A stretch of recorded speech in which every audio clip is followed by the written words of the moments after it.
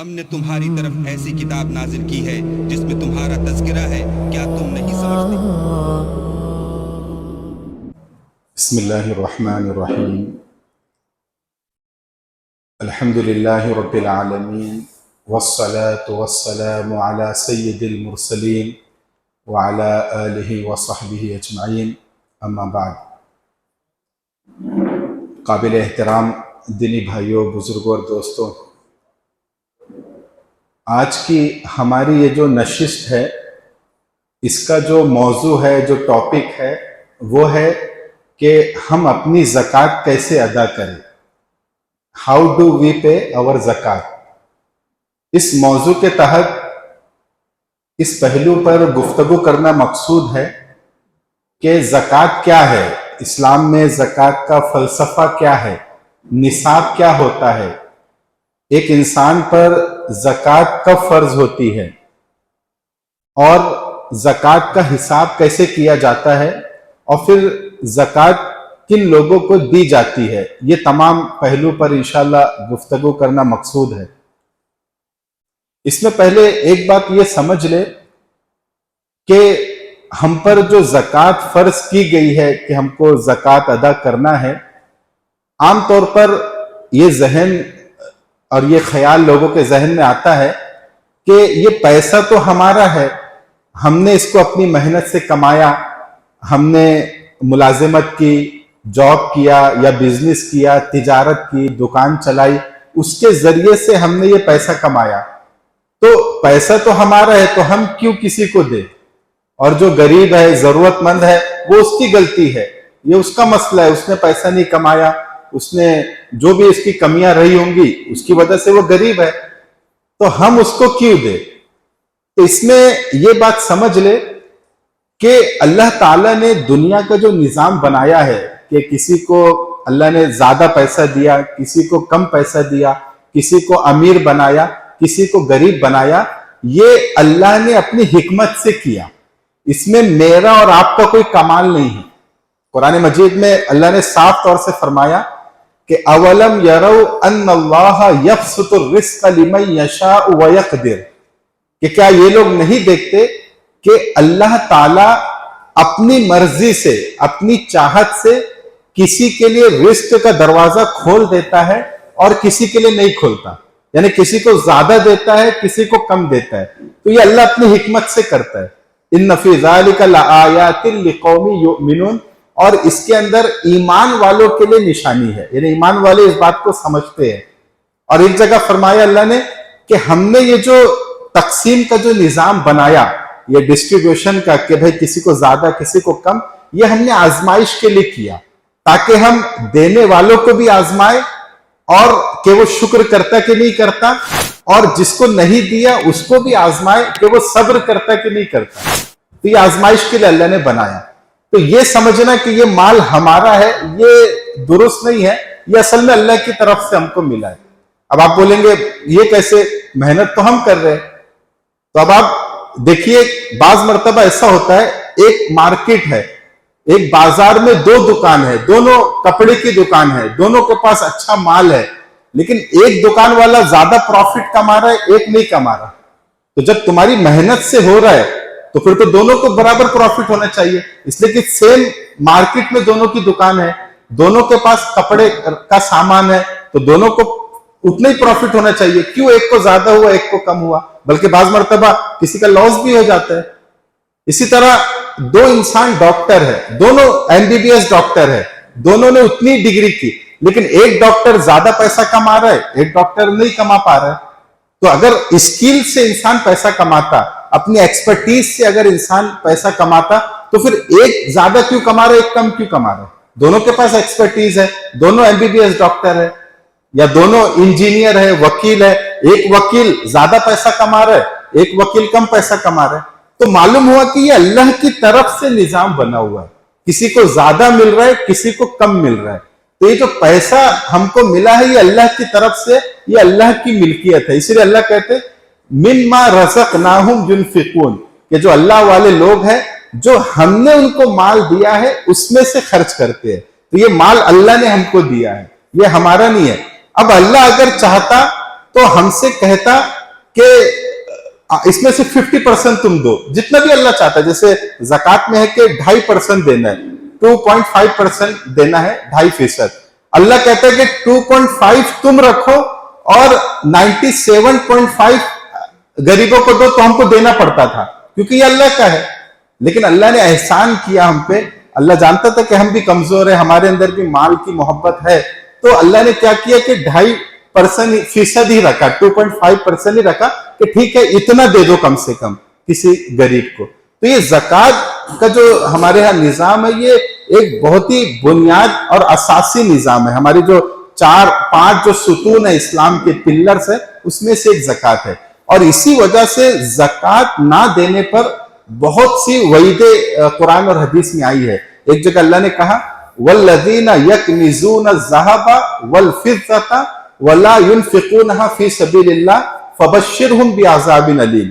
जो लोग सोना और चांदी, माल और दौलत जमा करके रखते हैं और अल्लाह के रास्ते में खर्च नहीं करते, ज़कात अदा नहीं करते, तो उनको दर्दनाक अजाब से उनको डराओ, उनको खबरदार कर दो कि दर्दनाक अजाब आने वाला है। और वो अजाब क्या होगा? यौम युहमा अलैहा फी नारी जहन्नमा फतुक्वा बिहा जिबाहुहुम व जुनूबुहुम व ज़ुहूरुहुम। वो अजाब ये होगा कि वो सोना और चांदी, वो माल और दौलत जो वो जमा करते थे, उसको कयामत के दिन जहन्नम की आग में तपाया जाएगा और उससे वो लोगों को जो ये जमा करते थे, उनके पेशानी को, उनके पीठ को, उनके पहलू को उससे दागा जाएगा और कहा जाएगा, हाजा मा कनस्तुम लिअनफुसिकुम फज़ूकु मा कुंतुम तकनिज़ून, कि देखो यही वो माल है जो तुम जमा किया कर करके रखते थे, अल्लाह के रास्ते में खर्च नहीं करते थे, तो अब तुम इसका मजा चखो जो तुम जमा करते थे। तो इस पे सख्त वईद भी है। और इसके बरक्स अगर कोई ज़कात अदा करता है तो उस पर बहुत सारी फजीलतें भी है, बहुत सवाब भी है। दुनिया में अल्लाह ताला बरकतें उस पर नाजिल करता है, हमारे सामने आती रहती है। असल हमको ये समझना है कि ज़कात क्या है, तो मैं उस पर आता हूं। तो अब ज़कात का जो पूरा निजाम है इस्लाम में, इसको हम 4 हिस्सों में समझेंगे। 4 चीजें अगर हम समझ गए तो हमको पूरा ज़कात का निजाम समझ में आ जाएगा। सबसे पहले हम ये देखेंगे कि ज़कात फर्ज कब होती है, यानी एक इंसान ज़कात देने के लिए एलिजिबल कब होता है, कब उसके ऊपर ज़कात फर्ज होती है। दूसरा फिर हम देखेंगे कि किन चीजों पर ज़कात है। हर चीज पर ज़कात नहीं है, कुछ मखसूस चीजें उन्हीं पर ज़कात है, बाकी पर ज़कात नहीं है। तो किन चीजों पर ज़कात है। तीसरा फिर हम देखेंगे कि ज़कात को कैलकुलेट कैसे करना है, उसका हिसाब कैसे लगाना है। और फिर चौथी चीज, अब हमने हिसाब लगा लिया, ज़कात निकाल ली, अब ज़कात देना किसको है, इसलिए कि ज़कात के खास लोग हैं, उन्हीं को ज़कात दी जा सकती है। हर किसी को ज़कात देंगे ज़कात अदा नहीं होगी। जो सदका नाफिला है, नफिल सदका तो किसी को भी दे सकते हैं, लेकिन ज़कात खास लोग को दी जाएंगी। तो ये 4 चीजें इंशाल्लाह हम इसमें समझेंगे। इसमें जो पहली चीज है कि ज़कात फर्ज कब होती है। आप लोग को आवाज क्लियर आ रही है बराबर? हाँ, तो पहली चीज है ज़कात फर्ज कब होती है। इसमें हमारे कंफ्यूजन ये पाया जाता है कि हमें लगता है कि जो माल हमारे पास है या कोई जेवर हमारे पास है, तो हर पैसे पर जब साल गुजरेगा तब वो पैसे पर ज़कात आएंगी। हालांकि ये सही नहीं है, ये गलत हमारे मिसअंडरस्टैंडिंग हमारे अंदर है कि हर पैसे पे जब साल गुजरेगा और या हर जेवर पे जब साल गुजरेगा तब ज़कात फर्ज होंगी, ऐसा नहीं है। असल निसाब है, निसाब पर अगर साल गुजर गया, पैसा चाहे कम ज्यादा होते रहे, तो जिस दिन आपका साल मुकम्मल हुआ उस दिन जितना पैसा आपके पास है तमाम पर ज़कात आएंगे। एक मिसाल से उसको समझिए कि जैसे अभी हमारे यहाँ जो निसाब है ये सोना और चांदी का निसाब है कि सोने का निसाब जैसे आप सब जानते हैं 7.5 तोला है, चांदी का जो निसाब है वो 52.5 तोला है। और अगर मिक्स है या कैश अमाउंट है तो फिर चांदी का एतबार से देखा जाएगा उसको। तो अब एक शख्स के पास 10 रमजान को, 10 रमजानुल मुबारक, अच्छा इसका हिसाब जो होगा साल का वो कमरी महीने के हिसाब से होगा। लूनर कैलेंडर जो हमारा है, इस्लामी कैलेंडर, इसके हिसाब से होगा, शमसी कैलेंडर के हिसाब से नहीं होगा, उसमें 10 दिन ज्यादा होते हैं। तो 10 रमजान को एक शख्स के पास एक निसाब आ गया। अब ले लीजिए कैश, आजकल सोना चांदी तो मर्दों के पास नहीं होता है, कैश होता है। तो 52.5 तोला चांदी है, तो 52.5 तोला चांदी अगर आज के हिसाब से देखें तो 50,000 एक पकड़ लीजिए, आपके 50,000 किसी के पास आ गया, तो 10 रमजान को 50,000 किसी के पास आ गया, 50,000। तो 10 रमजान को यह शख्स साहिब निसाब हो गया। 10 रमजान को 50,000 आ गए, तो इसका नाम ले लीजिए जैद। जैद के पास 10 रमजान को 50,000 आ गया, तो 10 रमजान को ये साहिब निसाब हो गया। अब वक्त गुजरा, रमजान के बाद शव्वाल का महीना आया, फिर प्लस उसके पास फिर 50,000 आ गया, फिर प्लस उसके पास 20,000 आ गया, फिर प्लस 10,000 आ गया। अब ये बढ़ता चला गया, 1 लाख हो गया, 1,20,000 हो गया, 1,30,000 हो गया। शव्वाल का महीना, 2 महीना, 3 महीने के बाद 1,30,000 हो गया। फिर कभी कुछ उसको काम पड़ा, तो फिर उसके पास ये 10,000 खर्चा हो गया, फिर कभी 20,000 खर्चा हो गया, फिर कभी 50,000 खर्चा हो गया, फिर कभी 20,000 आ गया। ये साल भर चल रहा है, 1 महीने के बाद, 2 महीने के बाद, ये 50,000 से कम नहीं हुआ, ये रहा। इसके बाद कभी ज्यादा हुआ, कम हुआ, फिर प्लस 10,000 आ गया, फिर कभी माइनस हो गया 20,000।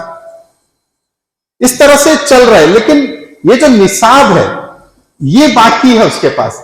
तो अब फिर अगला 10 रमजान आ गया, ये अगला 10 रमजान आ गया, और ये 50,000 खत्म नहीं हुए, उसके ऊपर कम ज्यादा होते रहा। तो अब समझो निसाब पे उसका साल गुजर गया। निसाब पे साल गुजरने की वजह से अब अगला जो 10 रमजान आया, अब यहां पर जितना पैसा उसके पास होगा सब पर उसको ज़कात देना है। अगर 10 रमजान के पहले 5 रमजान को 10 लाख रुपए आ गया, अचानक 50,000 बचा था, और 10 रमजान आने के 10 दिन पहले 10 लाख रुपए आ गया, तो वो 10 लाख की भी ज़कात होगी। ये नहीं कि 10 लाख तो अभी 10 दिन पहले ही आया, ऐसा नहीं है, उस पर भी ज़कात, इसलिए कि निसाब पे साल गुजरा। तो असल जो साल गुजरना है वो निसाब पे गुजरना है, हर पैसे पे साल गुजरना जरूरी नहीं है। 10 रमजान के पहले आपने जेवर बना लिया, कोई बिस्किट बना लिया 2 तोले, 4, 5, 10 तोले का, उस पर भी ज़कात होंगे। आप बोलेंगे अभी 10 दिन पहले बनाया मैंने, उस पर भी ज़कात आएंगी, क्योंकि निसाब पे साल गुजर रहा है। निसाब पे साल गुजर गया, अब जितना पैसा आपके पास है सब पे ज़कात आएंगे। आमतौर से लोग यही समझते हैं कि 10 लाख तो अभी 20 दिन पहले आया, तो अभी जो मैं ज़कात दूंगा 20 दिन के बाद, उसमें 10 लाख को ऐड नहीं करूंगा, ये अगले साल ऐड करूंगा, ऐसा नहीं है। आपको उसको भी ऐड करना है, बल्कि 2 दिन पहले भी आया तब भी ऐड करना पड़ेगा, अगर निसाब पे गुजर रहा है तो। हाँ, अगर निसाब भी खत्म हो गया, मिसाल के तौर पे 10 रमजान को 50,000 आया, फिर 20,000, फिर 10,000, फिर कभी खर्चा हो गया, फिर 6 महीने के बाद ऐसा हुआ कि ये भी खर्चा हो गया, निसाब भी खर्चा हो गया, कोई बीमारी की, कोई शादी आ गई घर में, बीमारी थी, कुछ भी थी, ये भी। तो अब ये जब खत्म हुआ, तो अब आपका वो जो साल जो काउंट हो रहा था वो रुक जाएगा। 6 महीने तक चला, 6 महीने के बाद पूरा खत्म हो गया, अब वो रुक जाएगा। फिर दोबारा 50,000 आया, फिर वहां से शुरू होगा साल। तो साल जो गुजरना है वो निसाब पे गुजरना है। सोना है तो 7.5 तोला सोना, चांदी है तो 52.5 तोला चांदी, और अगर मिक्स है या कैश है तो चांदी के बराबर। तो चांदी के बराबर एक मिसाल से हमने 50,000 लिए, 52.5 तोला चांदी 50,000 की आएंगी, एक एग्जाम्पल के तौर पे लिए, कम ज्यादा हो सकता है। तो मिक्स अगर है तो चांदी के बराबर।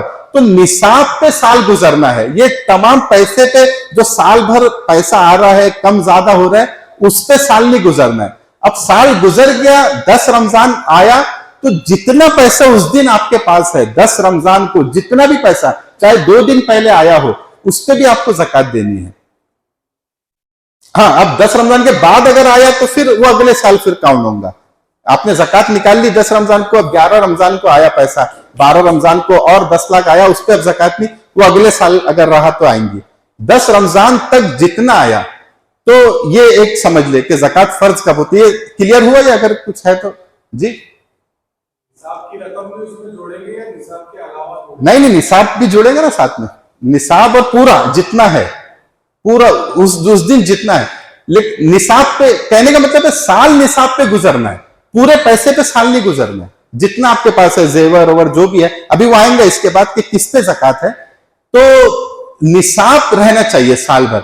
अगर निसाब खत्म हो गया, 3 महीने के बाद खत्म हो गया, पूरा खत्म हो गया, पूरा यानी आपको कोई काम पड़ गया, तो फिर वो 3 महीने जो काउंट हुआ था अब वो खत्म हो जाएगा। अब दोबारा 50,000 आएंगे, फिर दोबारा काउंटिंग शुरू होंगी साल की। तो ये जो कंफ्यूजन आमतौर से हमारे जहन में है कि हर माल पे साल गुजरना है, ये दुरुस्त नहीं है। निसाब पे साल गुजरना है। हर माल तो कम ज्यादा होते रहेगा साल भर। कभी आपने कोई जेवर बना लिया, कभी आपने कोई कैश आपके पास आ गया, कभी खर्चा हो गया, वो चलता रहेगा। अगले 10 रमजान को आप देखेंगे कि निसाब बाकी रहा कि नहीं, 50,000 रहे कि नहीं। अगर ये भी खर्चा हो गया तो फिर ज़कात नहीं है, लेकिन ये रहा, इसमें आगे पीछे होते रहा, उससे कोई फर्क नहीं पड़ेगा। जितना 10 रमजान को है पूरे पे आपको ज़कात देना है। तो ये एक चीज हो गई कि ज़कात फर्ज कब होती है, तो निसाब आ जाए आपके पास और निसाब पे साल गुजर जाए तो फिर आप पे ज़कात फर्ज हो जाएंगी। अब जितना 10 रमजान को आपके पास है सब पे आपको ज़कात देना है, जिन पे ज़कात आती है, जिन चीजों पर। अब दूसरी चीज हम देखेंगे, ज़कात किन चीजों पर आती है। हर चीज पे ज़कात नहीं है।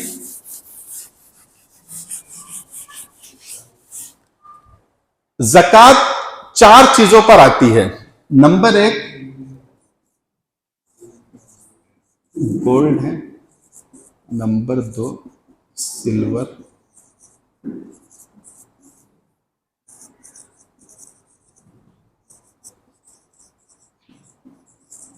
कैश अमाउंट,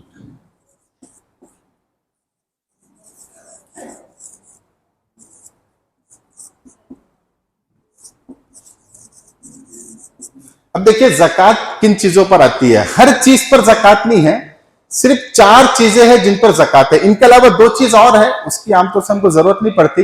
एक तो कैटल्स जो है, जैसे कोई ऊंट कैमल पाल रहा है, कोई गाय और भैंस पालता है या बकरी, उस पर भी ज़कात है, उसका तरीका अलग है। और एक जो खेती बाड़ी जो एग्रीकल्चर है उस पर भी है, लेकिन उसका तरीका अलग है।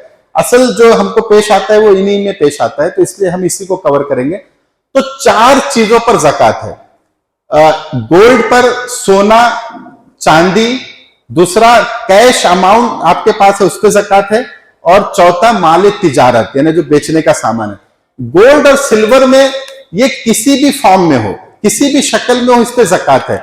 चाहे वो जेवर की शक्ल में हो, चाहे वो बिस्किट की शक्ल में हो, चाहे सिक्के की शक्ल में हो, कॉइन की शक्ल में हो, किसी भी शक्ल में आपके पास हो, गोल्ड और सिल्वर पर ज़कात है। बाज लोग ये समझते हैं कि अगर बिस्किट की शक्ल में है तो ज़कात है, मतलब इन्वेस्टमेंट के लिए तो ज़कात है, लेकिन अगर कोई औरत ने पहनने के लिए जेवर बनाए तो ज़कात नहीं है, ऐसा नहीं है। इमाम अबू हनीफा के यहाँ उनके मसलक में जेवर के ऊपर भी ज़कात है। किसी भी फॉर्म में हो, किसी भी शक्ल में जेवर हो, सोना और चांदी किसी भी शक्ल में, उस पर ज़कात है। चाहे वो जेवर की शक्ल में हो, बिस्किट की शक्ल में हो, कॉइन की शक्ल में हो, उस पर ज़कात है। इसके अलावा कोई और धात है, धात जैसे डायमंड है, हीरा है या प्लाटिनम है, हालांकि इससे महंगा होता है, वो यूरेनियम है, इस पे ज़कात नहीं है। अब कोई कीमती पत्थर होते हैं, जैसे रूबी पत्थर है, मेस्ट्रॉइड है, मेट्रॉइड जो होता है, ये बाजू के मोबाइल में इसमें उसमें रहता है, रूबी पत्थर है, ये गोल्ड से भी महंगे महंगे आते हैं, लेकिन उस पर ज़कात नहीं है। अगर आपने अपने घर में लगाया है शो के लिए, कोई कीमती पत्थर आपके पास है, उस पर ज़कात नहीं है। सिर्फ गोल्ड और सिल्वर, सोना और चांदी पे ही ज़कात है। चाहे वो हीरा जो है, करोड़ों की अंगूठी हो, हीरे की 1 करोड़ की अंगूठी हो, ज़कात नहीं है। हीरे वगैरह पे ज़कात नहीं है, सिर्फ सोने और चांदी पर ज़कात है। ये किसी भी शक्ल में हो, जेवर की शक्ल में हो, लिक्विड की शक्ल में हो तब भी रहेंगी, चाहे वो कॉइन की शक्ल में हो, बिस्किट की शक्ल। आजकल व्हाइट गोल्ड आता है, वो कुछ केमिकल डाल के उसको व्हाइट कर देते गोल्ड को, उस पर भी ज़कात है। गोल्ड है तो ज़कात है, सिल्वर और गोल्ड पे ज़कात है। इसके अलावा जो धात है, उसके अलावा जो चीजें, उस पर ज़कात नहीं है। तीसरा है कैश अमाउंट। कैश अमाउंट में वो तमाम चीजें आ जाएंगी जो पैसा आपके इख्तियार में है। एक तो आपके घर में कुछ कैश रखा हुआ है, वो भी कैश अमाउंट में आ जाएगा। आपने बैंक में रखा हुआ है, सेविंग अकाउंट में, करंट अकाउंट में, फिक्स डिपॉजिट आपने किया हुआ है, एफडी बनाया हुआ है, उस पर भी ज़कात है। बैंक में जितना, क्योंकि वो आपका पैसा है। इसी तरह आपने किसी को कर्ज दिया हुआ है, इसी तरह आपने कहीं इन्वेस्टमेंट किया हुआ है, या कोई कंपनी में आपने पैसा लगाया हुआ है, उस पर भी ज़कात है। या आपने कोई शेयर लिए हुए कंपनी में, उस पर भी ज़कात है। आपने बॉन्ड्स लिए, जैसे आजकल गवर्नमेंट बॉन्ड देती है, अगर गवर्नमेंट को पैसे की जरूरत है तो आप बॉन्ड ले लो और एक पैसे आप दे दो, उस पर आपको इंटरेस्ट मिलता है, वो तो जायज नहीं है, लेकिन ज़कात है जो आपका अमाउंट है। तो बॉन्ड्स आपने लिए, गवर्नमेंट से लिया हो या कोई फाइनेंशियल इंस्टीट्यूशन से आपने लिया हो, तो उस पर भी, ये भी मतलब आपका कैश अमाउंट है। ये तमाम चीजें कैश में आ जाएंगी। इसी तरह हज के लिए आपने पैसा रखा है, बेटी की शादी के लिए आपने पैसा रखा है, घर बनाने के लिए आपने पैसा रखा है, सब पे ज़कात है। बाज लोग समझते कि अगर हज की नियत से पैसा रखा है तो उस पर ज़कात नहीं आएंगे, ऐसा नहीं है। अगर खर्च नहीं हुआ, अभी हज होने का है, तो उस पर अगर साल गुजर गया तो ज़कात देना है। बेटी की शादी के लिए उस पर भी ज़कात देना है, वो कैश अमाउंट है आपका। घर बनाने के लिए रखा है, उस पर भी आपको ज़कात देना है, कैश अमाउंट, वो कैश में आ गया। तो ये तमाम चीजें आपके कैश अमाउंट में आ गई। चौथा है माल तिजारत। माल तिजारत में वो तमाम सामान आ गया जिसको आप बेचने के लिए खरीदते हैं, जिसको आप बेचने के लिए मतलब प्रॉफिट कमाने के लिए खरीदते हैं, वो तमाम चीजें माल तिजारत में आ गई। आपकी दुकान है कपड़ों की, गारमेंट्स का काम है, जितने कपड़े आपने खरीदे बेचने के लिए, वो तमाम कपड़ों पर ज़कात है। आपकी शूज चप्पल की दुकान है, जूते की दुकान है, जितने जूते आपने खरीदे तमाम वो जूते और चप्पल पर आपको ज़कात देना है। जो भी बेचने का सामान है, मेडिकल शॉप आपकी है, जितनी भी दवाइयां आपके पास है बेचने के लिए, उस पे आपको है। फैक्ट्री आपके पास है, वहां पे आप सामान तैयार करते हैं, तो जो रॉ मटेरियल है जिनसे सामान तैयार होगा और उनको बेचना है, वो रॉ मटेरियल पे भी ज़कात है। जैसा चप्पल बनाने की फैक्ट्री है, अब चप्पल बनाने के पूरे सामान रखे हुए हैं, वो सामान पे भी ज़कात है, क्योंकि वो बेचने के लिए उसका प्रोडक्ट बना के बेचा जाएगा। आपकी गोल्ड की, सोने की दुकान, ज्वेलरी की दुकान है, जितना भी गोल्ड है सब पे ज़कात है। जो भी बेचने की चीज है उस पे ज़कात है, जो बेचने के लिए नहीं है उस पे ज़कात नहीं है। जैसे आपकी फैक्ट्री है, अब फैक्ट्री में जितनी बेचने की चीज है, चाहे वो प्रोडक्ट तैयार शुदा हो या रॉ मटेरियल में हो, खाम माल हो, उस पे भी ज़कात है। लेकिन फैक्ट्री में अगर ऐसी चीज है जिसको बेचना नहीं है, जैसे मशीन है, अब चाहे मशीन 1 करोड़ की हो, 5 करोड़ की हो, 10 करोड़ की हो, हॉस्पिटल है, कोई MRI की मशीन है, ये मशीन है, 10 करोड़ की हो, उस पे ज़कात नहीं है। यानी जो चीज बेचने के लिए नहीं है, इस्तेमाल के लिए है, उस पे ज़कात नहीं है। आपकी फैक्ट्री है, 10 ट्रक आपके पास है लोडिंग के लिए, 10 ट्रक है लॉजिस्टिक के लिए सामान लाना ले आना होता है, वो 10 ट्रक पे ज़कात नहीं है, क्योंकि वो बेचने के लिए नहीं है, वो इस्तेमाल के लिए। तो इस्तेमाल की चीज पे ज़कात नहीं है। फैक्ट्री में आपकी दुकान है, दुकान में फ्रिज है या कोई मशीन है, जो भी चीज है उस पे ज़कात नहीं है। बेचने वाले सामान पे ज़कात है। जो भी बेचने का सामान है, दुकान में, फैक्ट्री में, रॉ मटेरियल है जो बेचने के लिए, क्योंकि रॉ मटेरियल से प्रोडक्ट बनेगा, उसको बेचा जाएगा, तो रॉ मटेरियल पे भी ज़कात है। अब आप हिसाब कैसे लगाएंगे? हिसाब जो लगाएंगे वो होलसेल का हिसाब लगाएंगे, रिटेल का नहीं। मिसाल के तौर पे आपकी जूतों की दुकान है, अब जूते आपकी दुकान है, वहां पे जितना माल रखा हुआ है, आप ये देखेंगे कि भाई ये पूरा अगर माल में बेच दो तो कितने का बिकेगा, होलसेल रेट, उसका अमाउंट आप ज़कात के अमाउंट में ऐड करेंगे। अब यहां से एक सवाल ये आता है कि भाई ये जो प्लॉट हम खरीदते हैं, दुकान खरीदते हैं, फ्लैट खरीदते हैं, तो इसका क्या? तो इसमें भी फिर वही रहेगा माल तिजारत, कि अगर आपने बेचने के लिए खरीदा, बेचने के लिए घर खरीदा, बेचने के लिए फ्लैट खरीदा, बेचने के लिए दुकान खरीदा, बेचने के लिए कोई प्लॉट खरीदा, कि भाई अभी ये कम कीमत में मिल रहा है और इसकी अच्छी कीमत आएंगी तो मैं इसको बेच दूंगा, तो वो भी माल तिजारत में आ जाएगा। यानी आप बिजनेस करने के लिए आपने खरीदा, फ्लैट बिजनेस के लिए खरीदा, दुकान बिजनेस के लिए खरीदा कि बेच के ज्यादा नफा कमाऊंगा, तो उस पर भी ज़कात रहेंगी, वो भी माल तिजारत में आ गया। लेकिन आपने फ्लैट, दुकान, प्लॉट बेचने के नियत से नहीं खरीदा, आपने इस नियत से खरीदा कि अभी ले लेते हैं, देखेंगे बाद में बच्चों के काम आ जाएगा, या आगे देखेंगे इसको किराए पे चढ़ा देंगे, या आगे देखेंगे कुछ इस पे प्रॉपर्टी बना लेंगे, घर बना लेंगे, तो फिर उस पर ज़कात नहीं है। चाहे 10 फ्लैट आप खरीदे, 10 दुकान आप खरीदे, 10 दुकान आपने किराए से देने को खरीदा, उस पर ज़कात नहीं है। 10 फ्लैट आपने किराए से देने को खरीदे या रखने को खरीदा कि आगे बच्चों के काम आएगा, उस पर ज़कात नहीं है। 10 प्लॉट आपने खरीदे, बच्चों के काम आएगा, उस पर ज़कात नहीं है। बेचने के लिए खरीदा तो ज़कात है, वो माल तिजारत में आ जाएगा, क्योंकि बेचने के सामान पे ज़कात है। अगर आपने एक फ्लैट 20 लाख का मिल रहा था, आपने बोले ले लेता हूं, 25 लाख कीमत आएंगी, बेच दूंगा, तो ये माले तिजारत हो गया। अब साल गुजर गया तो फ्लैट पे भी ज़कात आएंगी, चाहे वो 10 दिन पहले आपने खरीदा हो।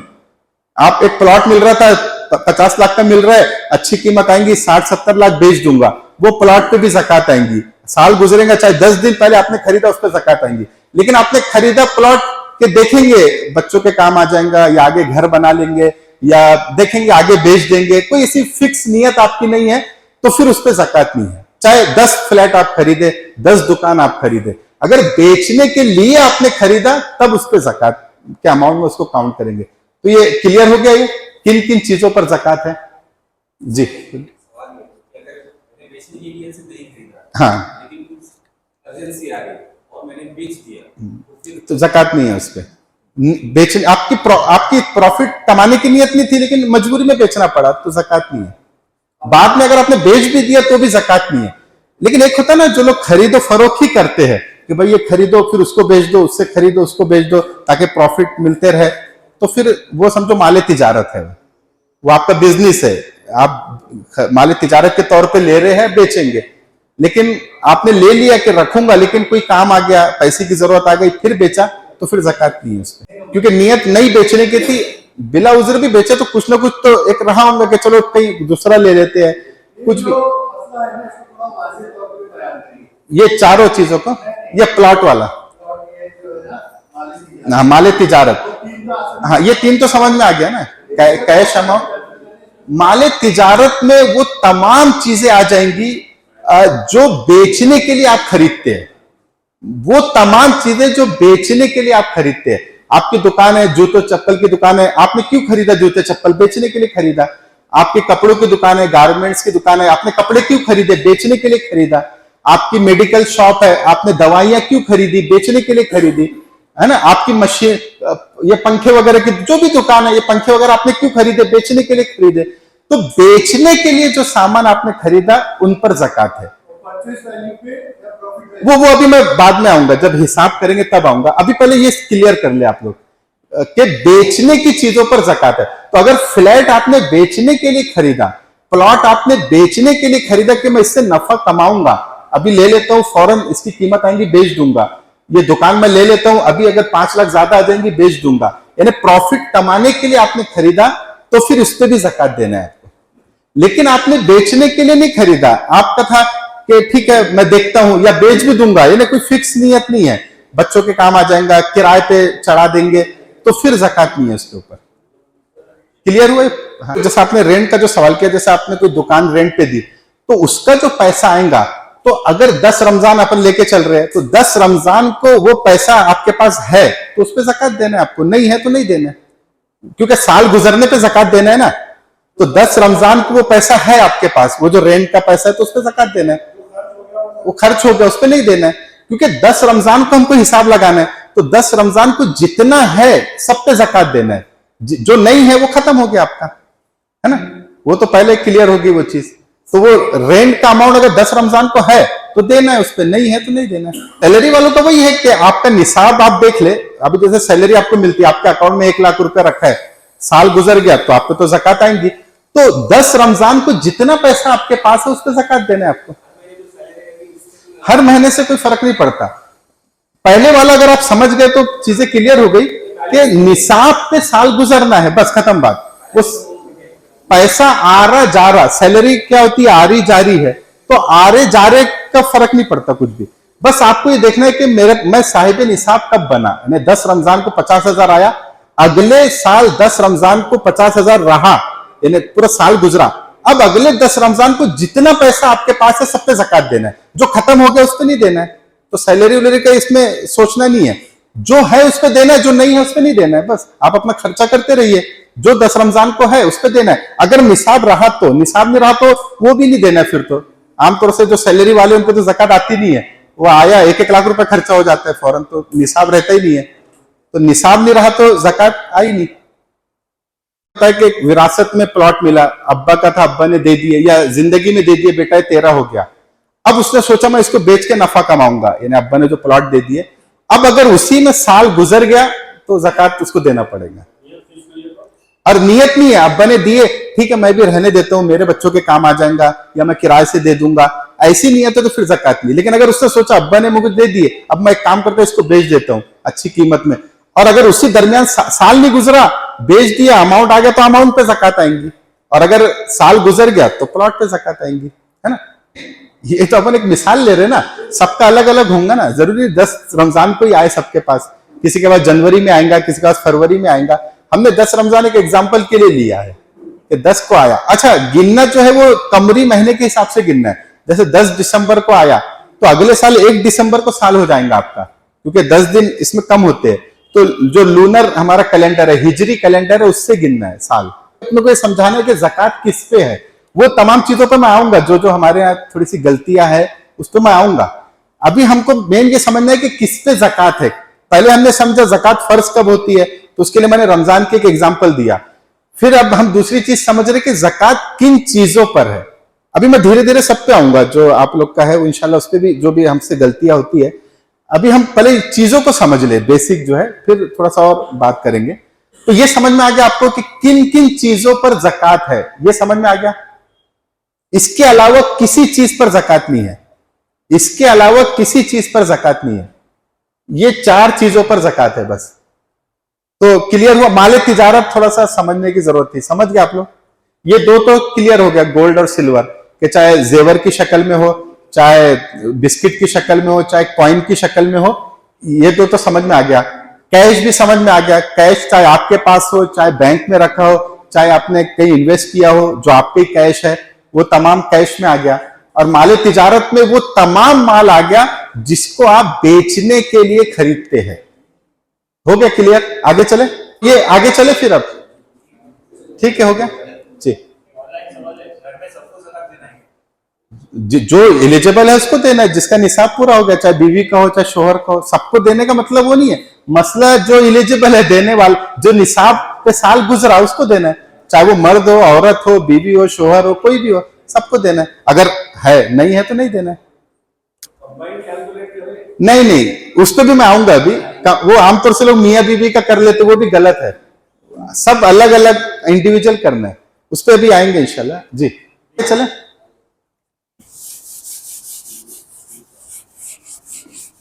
अब हमको देखना है कि पहले हमने देखा कि ज़कात फर्ज कब होती है, तो निसाब का हमने समझा। दूसरा, किन चीजों पर ज़कात है, तो ये 4 चीज हमने समझी। अब तीसरा, ज़कात का हिसाब कैसे करना है, हाउ टू कैलकुलेट, क्योंकि ये भी एक बहुत बड़ा मसला है, हिसाब कैसे करना है, तो उसको हमको देखना है कि ज़कात का हिसाब कैसे लगाना है। अब आपका अभी 10 रमजान हम एग्जाम्पल के लिए ले रहे हैं, ठीक है, क्योंकि आमतौर से रमजान में निकालते, इसलिए मैंने एग्जाम्पल भी उसी का दिया। तो आपका 10 रमजान आ गया, अगला 10 रमजान आ गया, निसाब पे साल गुजर गया। अब आपको ज़कात निकालना है, तो आप क्या करेंगे, एक कागज और कलम लेंगे, पेन लेंगे, कागज और कलम लेंगे। उसमें सबसे पहले आप ये देखेंगे, ये जो 4 चीजें मैंने बताई, इसमें से क्या क्या आपके पास है। फिर से मैं 4 चीजें लिख देता हूं। तो आप एक कागज और कलम लेंगे, तो 10 रमजान को, यानी जिस दिन आपका, हाँ, सबसे पहले इसमें तो ये कर ले कि एक तारीख तय कर ले। आमतौर से हमारे तारीख भी तय नहीं होती है, लोग बस हाँ रमजान आएगा तो निकाल लेंगे। अभी जैसे वही डॉक्टर साहब ने कहा, तो ये सोचना, जैसे बाद लोग इसलिए रमजान में निकालते हैं कि सवाब बढ़ जाता है, 70 गुना बढ़ जाता है। लेकिन ये भी याद रखे कि अगर हर कोई एक काम कर रहा है और उसमें गरीबों का नुकसान हो रहा है, जैसा रमजान में ऐसा होता है कि गरीबों को ज्यादा मिल जाता है, जितनी जरूरत थी उससे ज्यादा मिल गया, और आम दिनों में नहीं मिला। तो अगर कोई इंसान ये सोचकर रमजान के अलावा ज़कात निकाल रहा है कि भाई रमजान में तो सभी निकालते हैं, गरीबों को मिल ही जाता है, रमजान के अलावा नहीं मिलता, तो इंशाल्लाह उसको रमजान से ज्यादा सवाब मिलेगा। ये उलमा ने लिखा है ऐसा, रमजान से ज्यादा गैर रमजान में सवाब मिलेगा। नियत लेकिन ऐसी हो कि सब निकाल रहे हैं, रमजान में तो सभी को मिल जाता है, गैर रमजान में कई लोग मजबूर रह जाते, तो मैं गैर रमजान में निकालूंगा, तो उसको रमजान से ज्यादा इंशाल्लाह सवाब मिलेगा। और उसकी एक दलील ये देते हैं कि जो नमाज में जो सफ लगती है, तो अब जमात खड़ी हो गई, तो जो सीधी तरफ खड़े हैं उनको ज्यादा सवाब है, जो इमाम के राइट साइड में खड़े रहेंगे ऐसी सफ में, उनको ज्यादा सवाब है, जो राइट में रहेंगे उनकी कम नेकी मिलती है, ऐसा हदीस में है।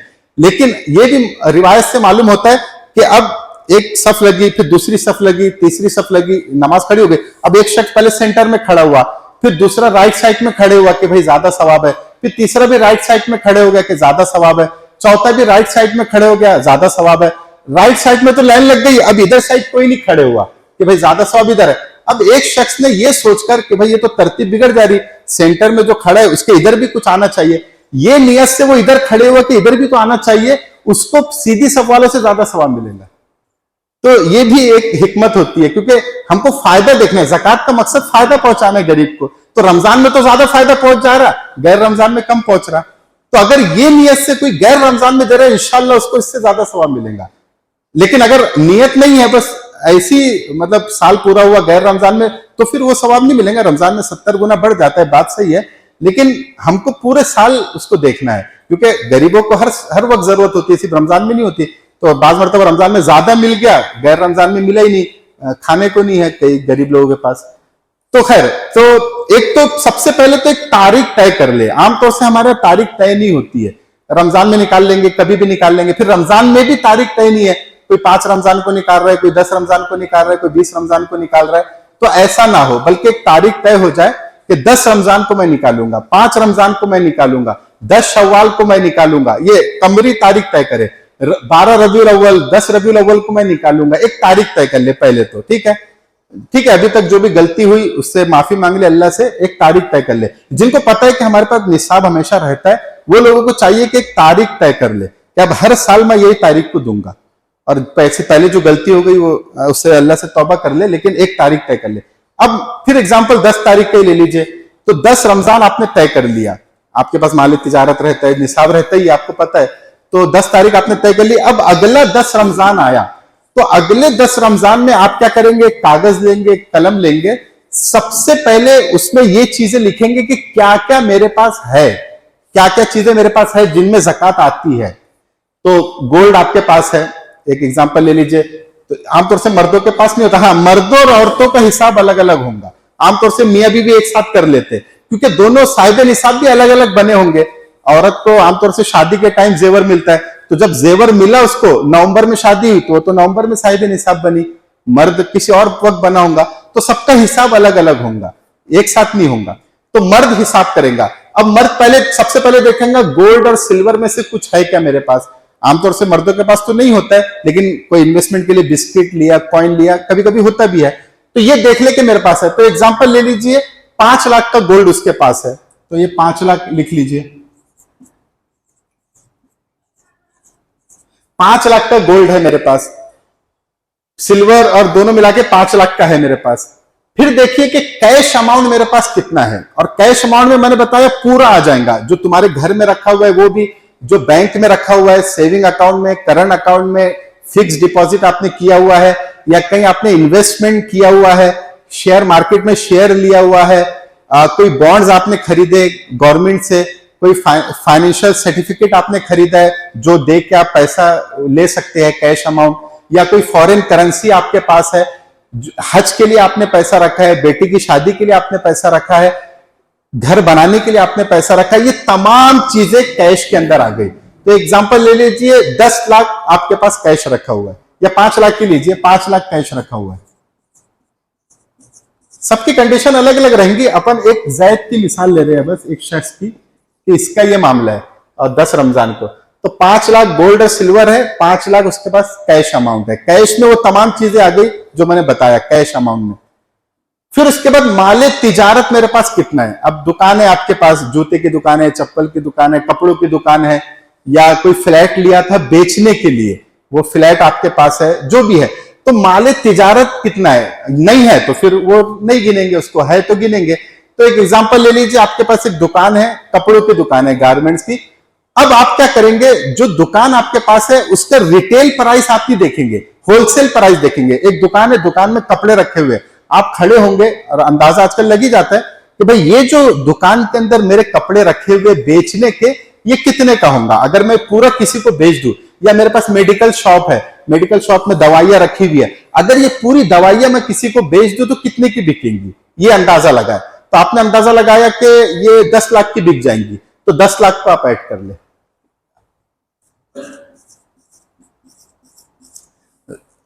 10 लाख को आप ऐड कर ले कि भाई 10 लाख की बिकेंगी।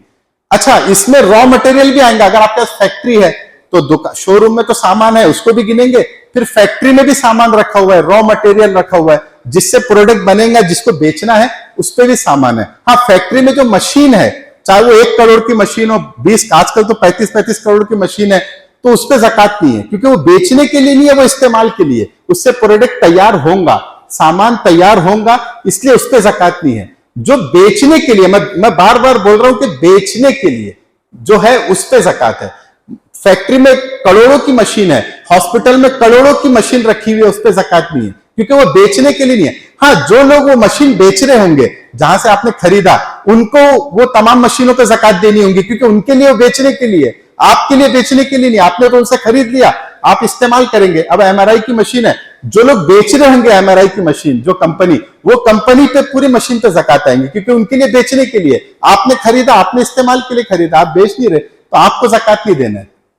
समझ आ रही? बेचने की चीजों पर। तो बेचने की चीजें कितनी मेरे पास है? एक गाड़ी आपने खरीदा 4 व्हीलर, इसको मैं बेच दूंगा, प्रॉफिट मिलेगा, तो वो गाड़ी का भी अमाउंट ऐड होगा इसके अंदर। अच्छा, प्लॉट आपने खरीदा, फ्लैट आपने खरीदा बेचने के लिए, उसका भी अमाउंट आप ऐड करेंगे, क्योंकि बेचने के लिए खरीदा।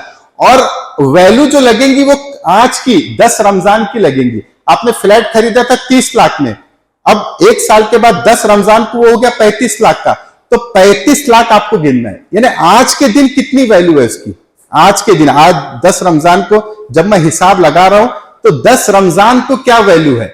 चाहे मैंने खरीदा था 10 लाख में, अब हो गया 50 लाख का, तो 50 लाख पे ज़कात देनी है, आज की वैल्यू।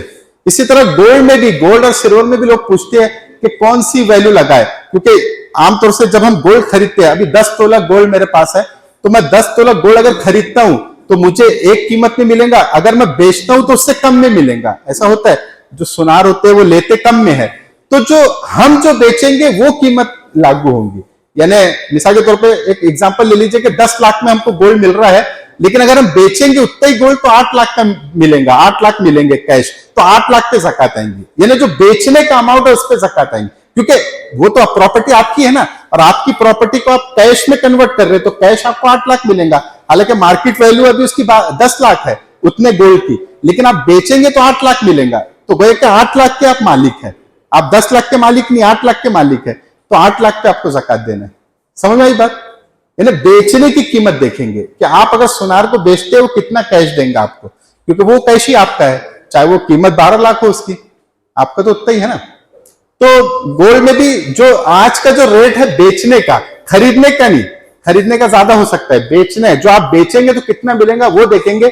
प्रॉपर्टी में भी बेचने का देखेंगे कि अगर आप अभी मार्केट, अगर इसको निकाल दे तो कितने का बिकेगा फ्लैट, दुकान कितने की बिकेंगी। आपने खरीदा था 5 लाख की, लेकिन अब बिकेंगी 15 लाख की, तो 15 लाख पे ज़कात है आज की तारीख में, 10 रमजान को। ठीक है, हो गया, ये समझ में आ गया? तो जी हाँ, अभी मैं आ रहा हूं ना आगे, अभी अपन इसमें है ना, अभी मैं आ रहा हूं, ये हो गया। ठीक है, अब आपके पास जैसा सब आपने जोड़ लिया, अब आप देखेंगे आपने किसी को कर्ज तो नहीं दिया, यानी किसी को आपने कुछ पैसा दिया है, आपको उससे लेना है, तो वो कर्ज भी आप इसमें ऐड करेंगे। हो सकता है आपने किसी को 2 लाख रुपए कर्जा दिया, तो 2 लाख रुपए आप इसके अंदर ऐड करेंगे, ये 2 लाख रुपए ऐड करेंगे। आपने किसी को कर्जा दिया था, किसी से आपको लेना था, ठीक है, तो अब ये पूरा आपने लिख लिया। अब इसका आप टोटल करेंगे, ये पूरे का आप क्या करेंगे, टोटल हिसाब लगाएंगे इसका, 5, 5, 10 लाख, 20 लाख, और ये हो गया 22 लाख। ये 22 लाख रुपए आपका हो गया। 10, ये 22 लाख रुपए आपका यानी टोटल आपके पास हो गया। एक तो आपने ये लिस्ट बना ली। अब आप इसके बाद क्या करेंगे, अब आप देखेंगे कि आपके ऊपर वाजिबुल अदा कोई रकम है क्या, यानी आपको किसी को देना है, यानी कोई फाइनेंशियल लायबिलिटी आपके ऊपर है क्या। यानी आपने किसी से कर्जा लिया था 2 लाख रुपए, आपको उसको देना है। आपके यहाँ फैक्ट्री में मुलाजिम है, उनकी 2-3 महीनों से सैलरी पेंडिंग है या कुछ हिसाब पेंडिंग है, उनको देना है आपको, आपके ऊपर लायबिलिटी है। या आपने जो माले तिजारत है, कभी कभी क्रेडिट पे भी सामान लेते हैं, कपड़ा 10 लाख का आपके पास है लेकिन 5 लाख आपको मार्केट में देना है, आपने 10 लाख का माल उठाया, दिया 5 लाख, 5 लाख अभी आपको देना है, तो ये 5 लाख आपके जिम्मे है। तो जो फाइनेंशियल लायबिलिटी आपके ऊपर है, जो आपको चुकाना है, वो आप एक तरफ लिखेंगे। अब एक ले लीजिए कि आपको 5 लाख रुपया मार्केट में देना है, 5 लाख रुपया मार्केट में आपको देना है। जो आपने माले तिजारत 10 लाख जोड़ा, लेकिन 5 लाख दिया था, 5 लाख अभी देना है मार्केट में आपको, आपके जिम्मे लायबिलिटी है वो, तो 5 लाख। फिर आप देखेंगे मुझे किसी को कर्जा वगैरह तो नहीं देना है, तो आपने किसी से 2 लाख रुपया लिया था, उसको देना है, फिर 2 लाख रुपए यहां लिख लेंगे आप। फिर आप देखेंगे कि मेरे ऊपर कुछ जिम्मेदारी है, मतलब मेरे कुछ वर्कर है, उनकी कुछ सैलरी पेंडिंग है, तो हो सकता है 10,000 हो, 50,000 हो, 50,000 हो या 1 लाख हो, मुझे देना है, वो आप यहां पे लिख लेंगे। 1 लाख पकड़ लीजिए, जो भी छोटा मोटा आपको देना है वो 1 लाख आप लिख लीजिए, ठीक है। अब इसका आप हिसाब लगाएंगे, जो देना है आपको, ये आपके पास है, ये आपको देना है, तो 5 लाख, 7 लाख, 8 लाख, तो ये 8 लाख रुपए आपको देना है, ठीक है। अब आप क्या करेंगे, ये जो 22 लाख है, ये 22 लाख में से 8 लाख आप निकाल देंगे। 22 लाख में से 8 लाख क्या करेंगे, निकाल देंगे, तो कितना बचा आपके पास, 14 बचा ना।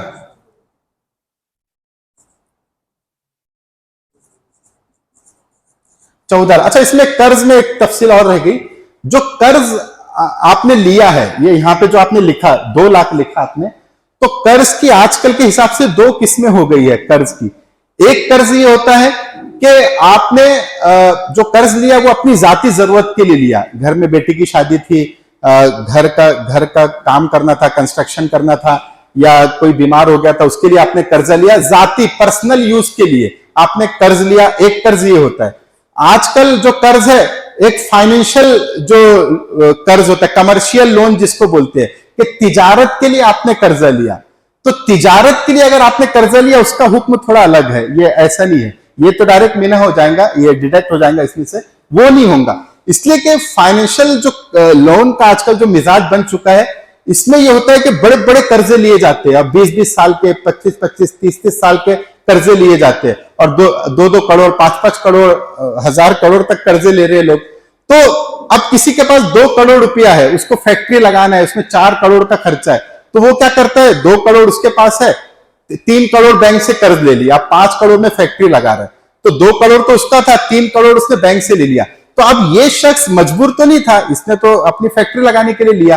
अब अगर हम इसको इस कर्जदार के एतबार से देखेंगे, तो इसमें तो उल्टा वो ज़कात का मुस्तहिक हो जाएगा, इसलिए कि उसके पास 2 करोड़ की प्रॉपर्टी है और 3 करोड़ उसको देना है, तो इसका मतलब 1 करोड़ का मकरूज है, वो तो गरीब है, वो तो उसके पास तो कुछ भी नहीं है, 1 करोड़ उल्टा उसको बैंक को देना है, 2 करोड़ दे देंगे, 1 करोड़ बचेगा, तो वो तो गरीब बन जाएगा अगर हम उसको इस एतबार से लेंगे तो इसलिए उसका अलग रहेगा हिसाब। जो कमर्शियल लोन है, ये तो नॉर्मल जो लोन है, पर्सनल यूज के लिए कर्जा है, उसको तो हम ऐड कर लेंगे, इससे डिडक्ट करेंगे, लेकिन जो कमर्शियल लोन है उसका हुक्म अलग है। उसका हुक्म यह है कि जैसे आपने 3 करोड़ लिया, 5 करोड़, 10 करोड़ बैंक से लिया, 100 करोड़ लिया, और अब आप उससे जो भी काम आप कर रहे हैं, और उसकी आपने किस्त बना ली, 20 साल की, 25 साल की, 50 साल की आपने किस्त बना ली, तो उसमें ऐसा करेंगे कि जो साल आप ज़कात निकाल रहे हैं, वो साल जितना किस्त का अमाउंट आपको देना है, जितना इंस्टॉलमेंट का अमाउंट देना है, उतना ही आप निकालेंगे, उतना आप यहां लिखेंगे,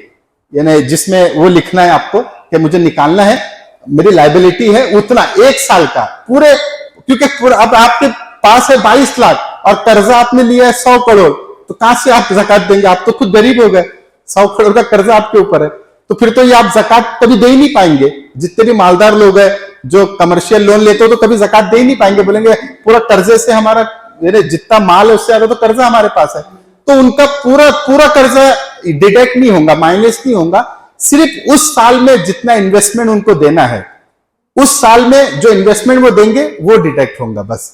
जैसे मिसाल के तौर पे 50 करोड़ किसी ने कर्जा लिया और उसको 1 साल में 10 लाख देना है, हर साल 10-10 लाख देना है, तो सिर्फ वो साल की ज़कात में 10 लाख इससे निकलेगा बस, ज्यादा नहीं। फिर अगले साल की ज़कात में फिर 10 लाख, फिर अगले साल की ज़कात में फिर 10 लाख, बस इतना जो साल। लेकिन जो नॉर्मल कर्जा है, जो पर्सनल लोन है, वो पूरा निकलेगा। अगर जैसे 22 लाख है, अगर 22 लाख लोन भी है तो फिर उस पर ज़कात नहीं आएंगी, यानी पर्सनल कर्जा 22 लाख है तो फिर ज़कात नहीं आएंगी, क्योंकि पूरा उसका बराबर हो गया, जितना है उतना तो देना है उसको, तो वो ज़कात नहीं देगा।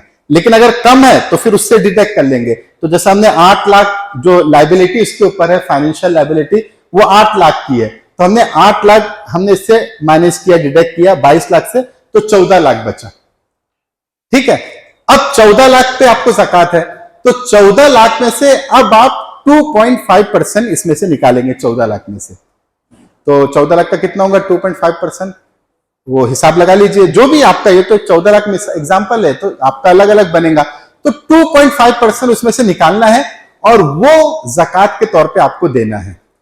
अब अगला सवाल आ गया, हमने निकाल लिया 2.5% निकाल लिया, 2.5% निकाल लिया, अब देना किसको है, ये चौथा हमारा डिस्कशन होगा कि ज़कात देना किसको है। ये चीजें क्लियर हो गई, यानी हिसाब लगाने वाली। अगर बीवी ने शोहर को मालिक बना दी कि भाई ये जेवर तुम रखो तुम्हारा है, तो फिर शोहर पे आ जाएगा, जो मालिक रहेगा उस पे आएगा। लेकिन सिर्फ रखने को दी कि आप हिफाजत से रखो अपने पास, तो फिर वो तो बीवी का ही है, बीवी पे ज़कात आएंगी। मालिक अगर बना दी बीवी ने कि तुम इसके मालिक हो, तो फिर शोहर पे ज़कात आएंगी। हाँ, लेकिन है वो शरीयत में है। अब देखिए ना, डायमंड पे तो नहीं है, वहां तो सवाल पैदा नहीं हो रहा कि क्यों नहीं है। डायमंड तो 1-1 करोड़ की अंगूठी डायमंड की नहीं है ज़कात, तो जो शरीयत में है एक मतलब हमको तो उसको लेके चलना है। हाँ, जिम्मेदारी नहीं है शोहर की, ये बीवी पे ही फर्ज है। बीवी रिक्वेस्ट कर सकती है शोहर से कि भाई आप भर दो मेरा, लेकिन जिम्मेदारी बीवी की है। एक तो आमतौर से पैसा लोग लगाते हैं बस प्रॉफिट कमाने के लिए, कि प्रॉफिट एंड लॉस में कि भाई तुम होटल चलाओ, मेरा 20 लाख रुपए मेरा भी लगेगा, जो भी प्रॉफिट बनता है हम शेयर कर लेंगे।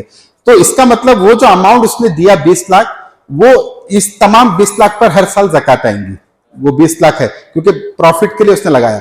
एक होता है कि ये लोगों ने जैसे होटल वगैरह जो खरीदी मिलके, मतलब वो खरीद ली कि हम मालिक है पूरे इसके। तो अब देखेंगे कि वो खरीदा क्या, मतलब दुकान खरीदी, फर्नीचर जो भी होटल में लगता है, सामान खरीदा, तो वो सामान पे ज़कात नहीं है। बेचने के सामान पे ज़कात है, जैसे वहां पे जो खाना बनाने का सामान होगा जो बेचने का है, जैसे बिरयानी वो चावल के कट्टे है, अपना मसाले जात है, ये तमाम पे ज़कात रहेंगे। जो मालिक होगा उस पे लगेंगे ना। अगर बच्चों ने, पेरेंट ने बच्चों को गिफ्ट कर दिए तो बच्चे मालिक बन गए, तो अब बच्चों पे ज़कात है। अगर वो बालिग है, माँ बाप पे नहीं है। जो मालिक है उस पे ज़कात है। एक अभी आखिरी अब बचा है हमारा, अब हमने 2.5% निकाल दिया। अब ये 2.5% देना किसको है, ये एक अभी हम इसको कवर कर लेते। देखिए इसमें अब ये देना किसको, ये भी बहुत अहम है, बहुत अहम है। ये इसमें भी हमसे गलती हो जाती है कि ज़कात अब देना किसको है, ये भी अच्छे से समझ ले आप लोग। क्योंकि अगर हमने सही लोगों को ज़कात नहीं दिया तो फिर मुश्किल है कि हमारी ज़कात अदा नहीं होंगी। तो इसलिए इसको भी बहुत अच्छे से समझ ले कि ज़कात देनी किसको है। तो इसलिए कि अल्लाह ताला ने ये अपनी तरफ से बताया, अल्लाह ने कुरान में बताया कि इनको ज़कात देना है।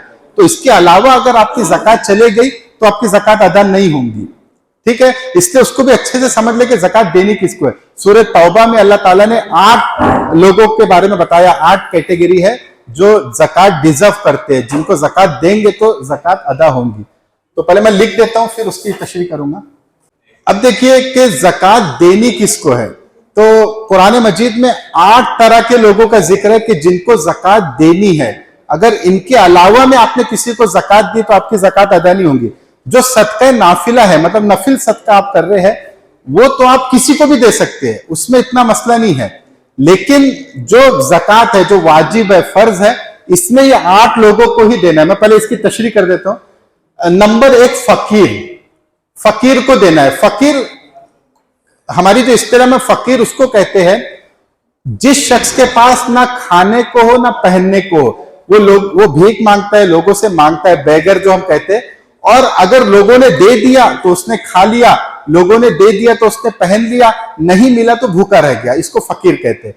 तो फकीर को ज़कात देनी है। दूसरा मिस्कीन को, मिस्कीन उसको कहते हैं, फकीर की कोई सोर्स ऑफ इनकम भी नहीं है, कोई आमदनी नहीं है, लोगों ने दे दिया तो खा लिया, नहीं दिया तो भूखा रह गया। मिस्कीन उसको कहते हैं जिसका सोर्स ऑफ इनकम है, जो कमाई करता है, लेकिन उसके घर में जो खर्चा है उसकी कमाई से ज्यादा है। मिसाल के तौर पे एक शख्स जॉब करता है, वो 10,000 रुपए महीना कमाता है, लेकिन उसमें घर में जो खर्चा है, जो आम नॉर्मल जो खर्चे होते हैं, वो 15,000 का खर्चा है। बच्चों की स्कूल की फीस है, घर में माँ बाप है, बीमार है, दवाइयां लगती है, खर्चा 15,000 का है, कमाता 10,000। खर्चा 25,000 का है, कमाता 20,000। खर्चा 20,000 का है, कमाता 15,000। मतलब खर्चा ज्यादा है, कमाई कम है। आमदनी तो है, सोर्स ऑफ इनकम तो है, लेकिन खर्चा घर में ज्यादा है, कमाई कम है, उसको कहेंगे मिस्कीन। फकीर उसको कहेंगे जिसका सोर्स ऑफ इनकम नहीं है, लोगों से मांगता है, मिल गया तो खा लिया, नहीं मिला नहीं खाया। मिस्कीन उसको कहते हैं जो लोगों से मांगता नहीं है, कमाता है, लेकिन उतनी कमाई नहीं है, खर्चा उससे ज्यादा है, कमाई कम है, खर्चा ज्यादा है। समझ में आ गया मिस्कीन। तीसरा, जकात कलेक्ट करने वाले, मतलब जो इस्लामी हुकूमत में जो इज्तिमाई निजाम था जकात का, तो कुछ लोगों को जिम्मेदारी दी जाती थी कि आप जाके कलेक्ट करो, तो कलेक्ट करने वालों को भी जकात में से दिया जा सकता है। पांचवा, तालिफे कल्ब। तालिफे कल्ब मतलब ऐसे बाज गैर मुस्लिम जो इस्लाम में आना चाहते हैं, लेकिन उनको डर है कि अगर हम इस्लाम में आ जाएंगे तो हमारी जॉब छूट जाएंगी, घर से निकाल दिया जाएगा, तो हमारा फाइनेंशियली हम बहुत मुश्किल में आ जाएंगे, तो उनके सपोर्ट के लिए जकात दी जाए। लेकिन बाज लोग कहते हैं कि अब इसमें नहीं देना चाहिए क्योंकि वो पहले जरूरत थी, अभी ऐसा कोई मसला नहीं है। तो खैर एक ये है। पांचवा है गुलाम को आजाद करना। जैसे पहले दौर में गुलाम होते थे, घर में खरीदा जाता था आदमियों को, और फिर मालिक बोलता था कि भाई तू इतना पैसा मुझे दे दे, मैं तेरे को आजाद कर दूंगा। तो वो आजाद करने के लिए अमाउंट दिया जा सकता है। और आज के दौर में उलमा ने ये भी लिखा है कि खासतौर से हमारे मुल्क में बाज मरतबा साजिश करके हमारे नौजवानों को कैद कर लिया जाता है, वो बेगुनाह होते हैं, तो उनका केस लड़ने के लिए जो वकील वगैरह को खर्चा आता है उसमें भी जकात का अमाउंट दिया जा सकता है। अगर वो बेगुनाह है, अगर गुनाहगार है तो फिर तो वो सजा उसको, मतलब वो मुस्तहिक है सजा का, उसको उस पर नहीं खर्चा किया जाए। अगर बेगुनाह मुसलमान को कैद कर लिया गया तो उसकी आजादी के लिए जकात का अमाउंट लगाया जा सकता है, बेगुनाह। पांचवा, कर्जदार। एक शख्स से उसने कर्ज लिया किसी से, 2 लाख रुपए लिया, 3 लाख, शादी, घर में शादी थी, बहन की शादी थी, कोई बीमार था, अब उसकी इस्तेताअत नहीं है कर्ज चुकाने की, गरीब है बेचारा, अब 2 लाख रुपए कहां से चुकाएगा, जो कमा रहे वो तो खर्चा हो जा रहा है, तो उसका कर्ज चुकाने के लिए भी जकात का अमाउंट में से दिया जा सकता है। सातवां है या फी सबीलिल्लाह, अल्लाह के रास्ते में, यानी जो लोग एलाए कलिमतुल्लाह का काम कर रहे हैं, अल्लाह के दीन को प्रमोट करने का काम कर रहे हैं, अल्लाह के दीन की नश्र इशाअत का काम कर रहे हैं, और उसकी वजह से और वो जरूरतमंद है, वो पैसा उनके पास नहीं है, तो उनकी मदद के लिए भी जकात का अमाउंट दिया जा सके। इसी से मदरसे वाले मतलब एक शक अपनी निकालते हैं कि मदरसे में जो गरीब बच्चे अगर पढ़ रहे हैं तो उनपे भी जकात का अमाउंट खर्च किया जा सकता है। 8 है मुसाफिर। मुसाफिर मतलब एक शख्स है, अपने शहर में तो वो मालदार था, लेकिन वो सफर करके कोई दूसरे शहर गया, अब वहां पे उसके पैसे खत्म हो गए या पॉकेट किसी ने मार लिया, अब घर जाने को पैसे नहीं है, हालांकि अपने घर में मालदार है वो, लेकिन यहां अब जरूरतमंद है, तो वो मुसाफिर को भी दिया जा सकता है। लेकिन आज के दौर में देने में हमको एहतियात करना पड़ेगा। पहले के दौर में क्या होता था, 6-6 महीने का सफर हो रहा है, पैदल जा रहे हैं। आज के दौर में एटीएम आ गया, आजकल यूपीआई आ गया, तो वो तो घर से मंगा सकता है पैसा, अगर चोरी भी हो गया, उसका मोबाइल भी चोरी हो गया तो किसी के दूसरे मोबाइल पे मंगा सकता है। तो आज के दौर में थोड़ा मुश्किल होगा, इसमें समझना पड़ेगा। आप ऐसे ही नहीं दे दे किसी को, अगर कोई बोलता है कि मैं मुसाफिर हूं, तो वाकई अगर मुश्किल में तो दे सकते हैं। अब इसमें ये तो एक हो गया कि 8 कैटेगरी है। अब इसमें जो सबसे अहम है, जिसपे जकात खर्च होना चाहिए, आप किसी पे भी खर्च करेंगे जकात अदा हो जाएंगी, लेकिन सबसे अहम जो है वो है मिस्कीन, सबसे अहम। इसलिए कि फकीर भी जो है ना, वो मांग के तो खा ही लेता है, इससे मांग लेगा, उससे मांग लेगा, अपनी जरूरत पूरी कर लेगा। जो बेचारा मिस्कीन है कि वो कमा रहा है, मेहनत कर रहा है, मजदूरी कर रहा है, लेकिन उसके घर में खर्चा उसकी कमाई से ज्यादा है, ये सबसे ज्यादा यानी हमारी जकात का मुस्तहिक है, यानी पूरे 8 में। हालांकि 8 में जकात अदा हो जाएंगी। और जब हम गरीब को देते हैं तो इसमें हम किसी को भी दे सकते, अपने रिश्तेदारों को भी दे सकते, अपने दोस्तों को भी दे सकते। बल्कि हदीस से मालूम होता है कि अगर रिश्तेदारी में हमने जकात दी, तो रिश्तेदारी में कोई जरूरतमंद है उसको हमने जकात दी, तो इसमें डबल अजर है, 2 बार अजर है। एक तो जकात देने का सवाब, और दूसरा सिला रहमी का सवाब, कि आपने रिश्तेदारी का ख्याल रखा, उसकी जरूरत को समझा, इसका सवाब। और रिश्तेदारी में आप सिर्फ 2 रिश्ते हैं जिसको नहीं दे सकते हैं, उसके अलावा हर किसी को जकात दे सकते हैं। बेटा अपने माँ बाप को नहीं दे सकता, और माँ बाप के माँ बाप दादा दादी को नहीं दे सकता, नाना नानी को नहीं दे सकता, और बाप अपने बेटे को नहीं दे सकता, और बेटे के बेटे पोते और बेटी के बेटे नवासे को नहीं दे सकता। ये यानी नीचे तक और इधर ऊपर तक, बाप बेटे को और बेटे के बेटे को, और बेटा बाप को, बाप क्योंकि घर में रह जाएगा पैसा, ये इसमें जकात नहीं दी जा सकती। दूसरा, बीवी अपने शोहर को नहीं दे सकती और शोहर अपनी बीवी को नहीं दे सकता। इसके अलावा तमाम रिश्तों में आप जकात दे सकते हैं। सगी बहन को जकात दी जा सकती है अगर वो मुस्तहिक है, सगे भाई को जकात दे सकते हैं अगर वो मुस्तहिक है, सगे चाचा नाना, ये खाला फूफा कजिन फूफी फूफा, जितने भी रिश्तेदार है आपके, ये दो रिश्ते छोड़ के जितने भी रिश्तेदार है, सगे रिश्तेदारों को आप जकात दे सकते हैं, बल्कि ज्यादा सवाब है देने में, डबल सवाब है। सगी बहन अगर जकात की मुस्तहिक है आप उसको जकात दे सकते हैं, डबल सवाब है। एक मिनट बात कंप्लीट होने दे। सगा भाई अगर आपका मुस्तहिक है आप उसको जकात दे सकते हैं, बल्कि डबल सवाब है। सगे भाई के बच्चे भतीजे अगर मुस्तहिक है आप उनको जकात में से दे सकते हैं, डबल सवाब है। अब यहां पे एक सवाल ये आ सकता है कि भाई अगर हम सगे रिश्तेदारों को देंगे तो उनको थोड़ा सा अच्छा नहीं लगेगा, फील नहीं होगा कि भाई आप जकात का अमाउंट हमको दे रहे। तो उलमा ने लिखा है कि यहां पे जकात का अमाउंट बोलना जरूरी नहीं है, आप गिफ्ट बोल के दे सकते हैं कि बहन है आपकी जरूरतमंद है, अभी रमजान में आप जकात नहीं कर रहे, बहन ये 10,000 रुपए रखो, अपने बच्चों के कपड़े बना लेना, गिफ्ट के तौर पे आप दे सकते हैं। जकात बोलना जरूरी नहीं है, लेकिन नियत करना जरूरी है। नियत जरूरी है, अगर नियत आपने नहीं की तो जकात अदा नहीं होगी। आपने 10,000 रुपए बहन को दे दिया, बाद में फिर सोचा एक काम करता हूं 10,000 में जकात की नियत कर लेता, तो नहीं होंगी अदा। पहले नियत करना पड़ेगा कि ये 10,000 में जकात के दे रहा हूं, लेकिन उसको बोलना जरूरी नहीं है। उसको आप बोले बहन ये गिफ्ट है आप रखो, बच्चों पे खर्चा करना, कपड़े बना लेना, बच्चों के घर में मरम्मत करना है मरम्मत कर लेना। तो रिश्तेदारों में किसी को भी जकात दी जा सकती है, सगी बहन को, सगे भाई को, चचा फूफी नान खाला मामू कजिन के बच्चे जितने भी, सबको जकात दी जा सकती है। और जकात बोलने की भी जरूरत नहीं है, गिफ्ट बोल के दे सकते हैं, बस नियत कर लेना चाहिए। और दूसरी बात इसमें डबल सवाब है, रिश्तेदार में देने में 2 बार अजर है। हदीस में है एक तो जकात का सवाब कि जकात अदा की, आपने फर्ज अदा किया, और दूसरा सिला रहमी का सवाब। फिर इसके अलावा दोस्तों में भी दे सकते हैं, वो तो दे ही सकते हैं, वो तो पता ही आप लोग को, पड़ोसियों में। फिर इसी तरह आप बहुत से लोग मदरसों में भी देते हैं, तो मदरसे में भी दी जा सकती है, क्योंकि वहां पे गरीब बच्चे पढ़ते हैं और वो कुरान हिफ्ज कर रहे हैं, आलिम बन रहे हैं, बाद में ये दीन का काम करेंगे, अल्लाह दूसरों को कुरान सिखाएंगे। तो अब इसकी वजह से अगर वो जरूरतमंद है तो हम जकात के अमाउंट से भी उनकी मदद कर सकते हैं, तो वहां पे भी हम दे सकते हैं। इसके अलावा ये तमाम चीजों में भी खर्च हो सकता है, जहां आप खर्च करेंगे हो जाएगा। लेकिन बेहतर, जैसे मैंने बताया कि मिस्किन, और मिस्किन में भी रिश्तेदार ज्यादा बेहतर है, प्रायोरिटी इनको देना चाहिए। बाकी जकात सब जगह अदा हो जाएंगी, ये 8 में यही कर लेते हैं। कितने बजे की?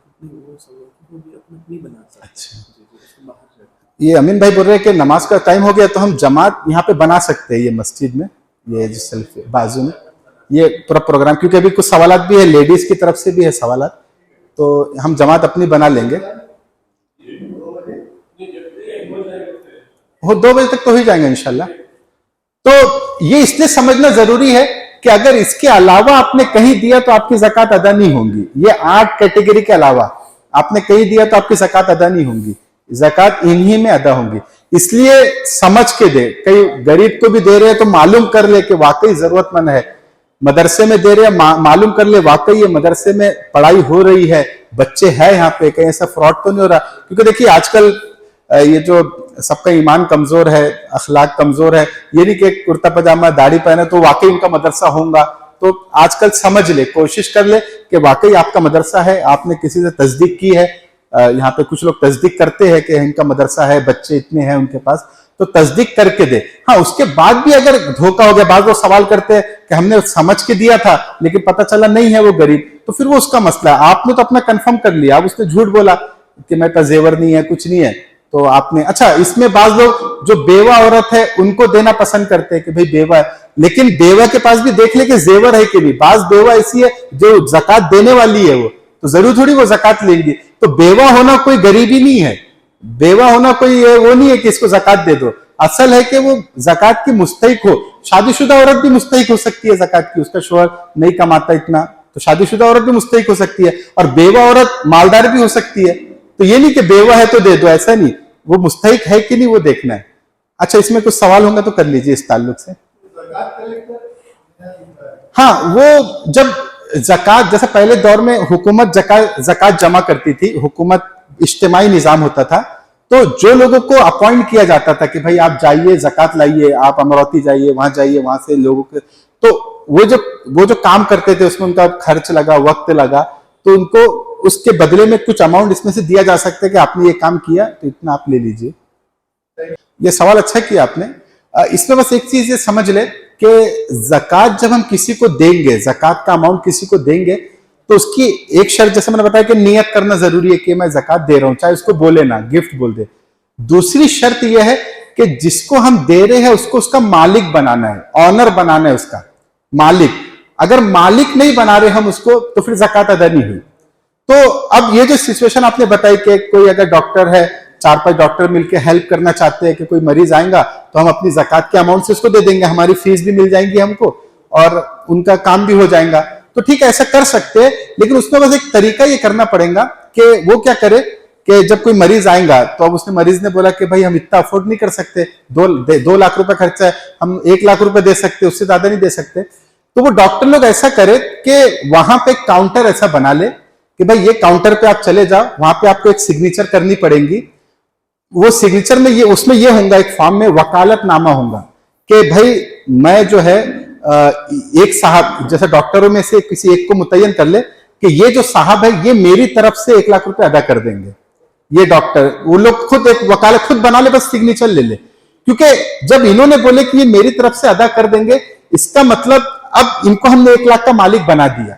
अगर आपने मरीज आया 2 लाख का बिल बना, आपको लगा ये 1 लाख दे सकता है, 2 लाख नहीं दे सकता, आपने 2 लाख बिल बना लिया और 1 लाख उसको बताया भी नहीं, अपनी तरफ से ज़कात का डाल दिया, तो ज़कात अदा नहीं होगी क्योंकि मालिक नहीं बना वो। उसको बताना पड़ेगा कि भाई देखो तुम्हारा 1 लाख ये साहब अदा कर रहे हैं, तो मालिक बना फिर वो। तो ये मालिक बनाना जरूरी है, उसको इन्फॉर्म होना चाहिए खबर। ये स्कूल वाले भी इस तरह का मसला पूछते हैं। अब जैसे स्कूल में कोई गरीब बच्चा पढ़ने आया, अब स्कूल वालों को तो अपनी फीस चाहिए क्योंकि उनको निजाम चलाना है, सैलरी देना है।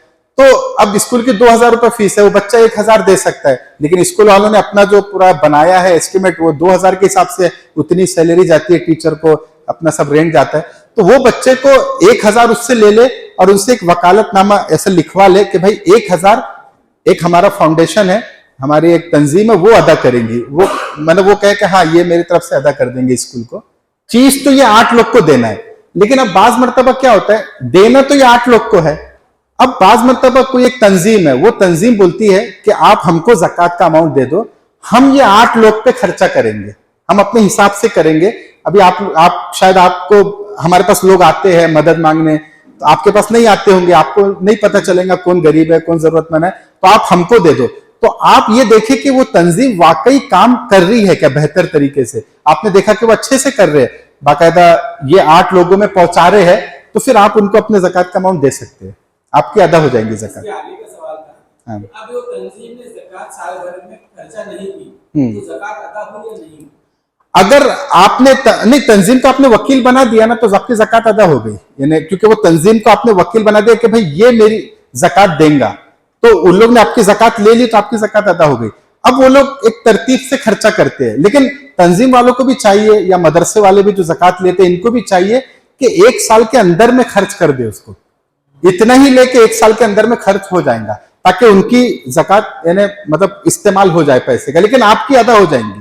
क्योंकि पहले के दौर में तो इज्तिमाई निज़ाम ही था ज़कात का, ये जो गवर्नमेंट कलेक्ट करती थी, अभी भी ये पड़ोसी मुल्क में मलेशिया वगैरह में गवर्नमेंट कलेक्ट करती है, दुबई वगैरह में भी। इस 8 मंथ में हमको ज़कात देना है, हाँ, ये 8 मंथ हमारी हुदूद क्या है, जैसे डिस्ट्रिक्ट में देना है, स्टेट में नहीं वो कुछ नहीं है, कहीं भी देंगे अदा हो जाएंगी। बस मैंने बेहतर बताया, कहीं भी दो, आप अमेरिका में कोई फकीर है उसको दे दो, आपकी ज़कात अदा हो जाएंगी, कहीं भी दो दुनिया में। लेकिन बेहतर, हाँ यही सबसे पहले बेहतर मैंने बताया, रिश्तेदार सबसे ज्यादा मुस्तहिक आपके रिश्तेदार है, ज़कात तो अदा हो जाएंगी। आपने अपने रिश्तेदार को नहीं दिया, आपका भाई मुस्तहिक था, नहीं दिया आपने किसी दोस्त को दे दिया, ज़कात अदा हो जाएंगी। लेकिन बेहतर था कि आप रिश्तेदार को देते, क्योंकि वो ज्यादा मुस्तहिक है आपकी ज़कात का, आपका सगा भाई है, जरूरतमंद है, तो उसको दे, आपको डबल सवाब भी है उसके ऊपर। तो बेहतर बोल सकते हैं हम, लेकिन ज़कात तो अदा हो जाएंगी। आप चाहे अमेरिका में किसी को दे दो, दुबई में किसी को दे दो, कहीं भी दे दो, ज़कात अदा हो जाएंगी। ये 8 लोगों को ज़कात आपकी अदा हो जाएंगी। लेकिन बेहतर ये है कि रिश्तेदार में दे, फिर रिश्तेदार के बाद पड़ोसियों में दे, दोस्तों में दे, ये बेहतर है, लेकिन ज़कात अदा हो जाएंगी। बहन का बच्चा है और उसकी आमदनी कम है, जी, बहन का अगर बच्चा है, उसकी आमदनी कम है, हाँ, तो दिया जाए। बिल्कुल दे सकते हैं। अगर आमदनी कम है, खर्चा ज्यादा है, वो मिस्कीन हो गया। मिस्कीन वो कि सोर्स ऑफ इनकम कम है, खर्चा ज्यादा है, 10,000 कमा रहा है, 15,000 घर में खर्चा है, वो मिस्कीन, उसको ज़कात दे सकते हैं। एक बहन बेवा है, तो उसकी आमदनी नहीं है, इसलिए आप बेवा हो ना हो, अगर मुस्तहिक है दे सकते हैं आप। सोना है, हाँ, तो सोना कितना है, फिर उसके बाद निसाब के बराबर अगर है तो फिर नहीं दे सकते। बेवा होने से कोई फर्क नहीं पड़ेगा, बेवा हो ना हो इससे कोई लेना देना नहीं है। मुस्तहिक है कि नहीं ये देखना है। मैंने जैसे बताया ना, बाज मर्तबा शादीशुदा औरत मुस्तहिक हो सकती है और बेवा औरत मालदार हो सकती है, तो इससे कोई लेना देना नहीं है। हाँ हाँ, उतना है अगर तो साहिब निसाब है, फिर वो ज़कात नहीं ले सकता वो। सर पहला सवाल पेंडिंग है। हाँ। जैसे कि अगर कोई साहिब निसाब है और रमजान के पहले, उससे पहले मैंने शाबान किया करना, उसके बाद 10 लाख रुपए आ जाते हैं, तो 10 लाख पे ज़कात नहीं, एक महीना पहले आ रही है। हाँ रहेंगी ना, एक महीने का 10 दिन पहले भी आ गया तो ज़कात रहेंगी। 10 दिन पहले भी 10 लाख आ गया तो भी 10 तारीख को ज़कात निकालना है, क्योंकि निसाब पे साल गुजर रहा है। साल हर पैसे पे नहीं गुजरना है, निसाब पे गुजरना है ना। ये तो बात पहले आ गई थी जी। अच्छा, वो अमीन भाई किधर है? वो लेडीज की भी क्वेश्चन है तो इनसे ले ले हम, तो बोलिए पहले इनका ले लीजिए, लेडीज की तरफ से जो आया होगा। ऑनलाइन का भी छोड़ दीजिए, पहले इन लोग का जो है हाजिर। एक अंडर कंस्ट्रक्शन फ्लैट है, हम एक लॉन्ग टर्म शेयर जो बेचने की नियत नहीं है, और प्रोविडेंट फंड, इन तीन चीजों पे ज़कात। हाँ, प्रोविडेंट फंड, हाँ पीएफ जो होता है, जो आमतौर से आजकल जो सैलरी मिलती है तो जो सैलरी देने वाले होते हैं वो जमा कर लेते हैं, तो उसकी आजकल 2 किस्में हैं उसकी, जो पीएफ जो है। एक तो ये होता है कि आपकी सैलरी में से वहां पे जमा हो रहा है और आपको इख्तियार है कि जब चाहे आप उसको ले सकते हैं। अगर आप चाहे तो रिटायरमेंट के बाद लेना, चाहे तो अगर आपको अभी जरूरत है, बेटी की शादी है, कुछ है, तो आप ले सकते हैं। तो अगर ऐसा ऑप्शन है वहां पे तो फिर वो पीएफ पे भी ज़कात देना है, क्योंकि आप उसको ले सकते हैं कभी भी, उस पे ज़कात देना है। और लेकिन एक पीएफ ये होता है कि आप नहीं ले सकते, आप जब रिटायर होंगे तभी मिलेगा आपको। आप अभी से अप्लाई नहीं कर सकते कि भाई मुझे दे दो, कोई दरखास्त नहीं कर सकते आप, तो फिर उस पर ज़कात नहीं है। वो जब मिलेगा तब ज़कात आएंगी। लेकिन जो पीएफ आप ले सकते हैं कभी भी, तो वो उस पर फिर, क्योंकि वो आपका ही, आप कभी भी ले सकते हैं, उस पर ज़कात रहेंगी। एक सवाल ये किए थे आपने किए किसने, कि जैसे डिपॉजिट जो देते हैं, अभी आपने एक दुकान खरीदी, डिपॉजिट 2 लाख रुपए जमा किया, 5 लाख रुपए जमा किया, ऐसा होता ना, तो डिपॉजिट की रकम पे भी ज़कात नहीं है। हालांकि वो है आपका, लेकिन चूंकि है उसके पास, अभी आपने एक दुकान खरीदी, बड़ा शोरूम खरीदा, रेंट पे लिया बड़ा शोरूम, अब उस पर डिपॉजिट लेते हैं 20-20 लाख रुपए, 25-25 लाख रुपए डिपॉजिट वो लेते हैं जो ऑनर होता है। तो वो डिपॉजिट का जो अमाउंट है वो है आपका, लेकिन चूंकि इख्तियार में अभी आपके नहीं है, आप जब वो दुकान छोड़ेंगे तब आपको वापस मिलेगा, इसलिए उस पर भी ज़कात नहीं है, वो ज़कात में नहीं गिनेंगे, डिपॉजिट के अमाउंट को ज़कात में नहीं गिनेंगे। इसी तरह इसी में एक और आगे रहन, जो आप गिरवी रखते हैं, जैसे आपने गोल्ड गिरवी रखा और उस पर कुछ कर्जा आपने लिया, तो वो रहन रखे हुए गोल्ड पे भी ज़कात नहीं है। चाहे आपने कर्जा कम लिया हो, वो ज्यादा कीमत का हो, 10 लाख का गोल्ड था, आपने कर्जा 5 लाख लिया, फिर भी ज़कात नहीं है, क्योंकि वो आपके कब्जे में नहीं है, अभी उसके कब्जे में। ज़कात उसी चीज पे रहेंगी जो आपके कब्जे में है। तो वो गिरवी रखे हुए सामान पे भी ज़कात नहीं है, हालांकि है आपका, लेकिन फिर भी ज़कात नहीं है। डिपॉजिट आपने जो दिया उस पर भी ज़कात नहीं है, हालांकि है आपका, लेकिन चूंकि कब्जा आपका नहीं है इसलिए अभी ज़कात उस पर नहीं है। जब मिल जाएगा तब ज़कात रहेगी। जी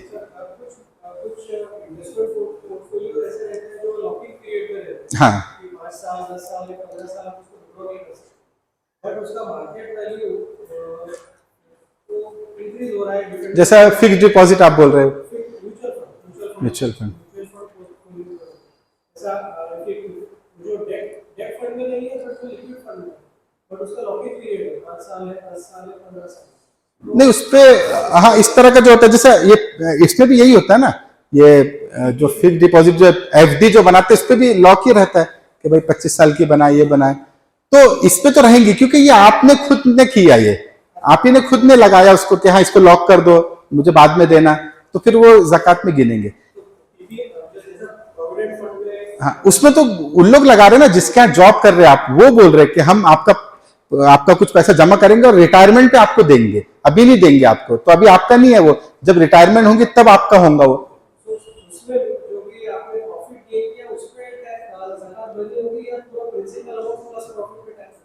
प्रॉफिट अगर जैसे एफडी बनाया आपने, तो एफडी में जो प्रॉफिट मिलेगा वो इंटरेस्ट मिलेगा, तो इंटरेस्ट पे ज़कात नहीं है, बल्कि वो आपका ही नहीं है वो, तो ज़कात कैसे आएंगी? हाँ, लेकिन जहां पे आप जायज वो कर रहे हैं, मतलब इन्वेस्टमेंट जायज है, वहां का प्रॉफिट लेना, तो प्रॉफिट पे भी रहेंगी, क्योंकि आपका हो गया ना उतना। 10 तारीख को आपका प्रॉफिट 5 लाख बना, तो 5 लाख पे भी रहेंगी। हराम माल पे ज़कात नहीं है, जैसा इंटरेस्ट पे ज़कात नहीं है, रिश्वत का माल आपके पास रखा है उस पे ज़कात नहीं है, क्योंकि वो आपका है ही नहीं, वो तो हराम है वो तो। जी हाँ, पहले लेडीज का ले लीजिए, बोलिए। हाँ, अब एक सवाल ये आया कि कर्ज किसी को दिए, अब वापस मिलने की उम्मीद नहीं है, तो फिर इसमें एक सहूलत ये है, ज़कात तो देना पड़ेगा, सहूलत ये है कि अब लग रहा है कि यार मैंने इसको कर्जा दिया 1 लाख रुपया, अब ये वापस शायद ना दे पाए, उसकी कंडीशन भी नहीं है, या फिर जो भी है वो बहाने कर रहा है, तो उसमें सहूलत ये है कि अभी आप उसकी ज़कात ना दे, मतलब हर साल ज़कात में ना गिने, लेकिन अगर उसने दे दिया, 5 साल के बाद दे दिया, 10 साल के बाद दे दिया, तो पूरे 10 साल की फिर ज़कात देना पड़ेगा, अगर दे दिया तो। अभी फिलहाल तो आप ना दे, नहीं दिया तो फिर तो कोई मसला ही नहीं, दिया तो फिर पूरी लेकिन ज़कात देनी पड़ेगी। अब इसमें एक सवाल ये भी आता है इसी में कर्ज वाले में, कि आपने किसी को कर्ज दिया, 50,000 रुपए दिया, अब आपको पता है वो जरूरतमंद है, गरीब है, और वो लौटा भी नहीं पा रहा, आपको मांगने को भी उससे शर्म आ रही कि भाई खुद उसका खर्चा नहीं चलता महीने का, तो 50,000 कहां से मेरा लौटाएगा। तो अब आप सोच रहे कि एक काम करते हो, मेरे पे ज़कात तो है ही 50-60 हजार की, तो ये जो 50,000 है मैं ज़कात के बदले उसको माफ कर देता हूं, तो ऐसा नहीं होगा, क्योंकि आपने जब उसको कर्जा दिया था आपने ज़कात की नियत नहीं की थी, आपने तो कर्जे की नियत की थी, वापस लेने की नियत से की थी, तो इसलिए वो ज़कात के तौर पे उसको आप वो माइनस नहीं करेंगे। हाँ, आप ये कर सकते हैं कि वो शख्स को, आपके पास जो 50,000 आपको ज़कात का अमाउंट देना है, वो शख्स को आप 50,000 रुपए दे कि भाई ये तुम मेरे को लौटा नहीं पा रहे, मुझे पता है तुम्हारी कंडीशन, तुम ये 50,000 रुपए मेरी तरफ से रखो और मुझे मेरा कर्जा लौटा दो। तो ये जो इसने उसको दिया, इसकी ज़कात अदा हो गई, वो मालिक बन गया। अब मालिक बनने के बाद उसने उसका कर्जा लौटा दिया। या आप किसी दोस्त को बोल दे कि भाई ये पैसा तो उसको दे दे, उसको बोलना मेरे को लौटा दे, तो मालिक बना के आप लेंगे उससे।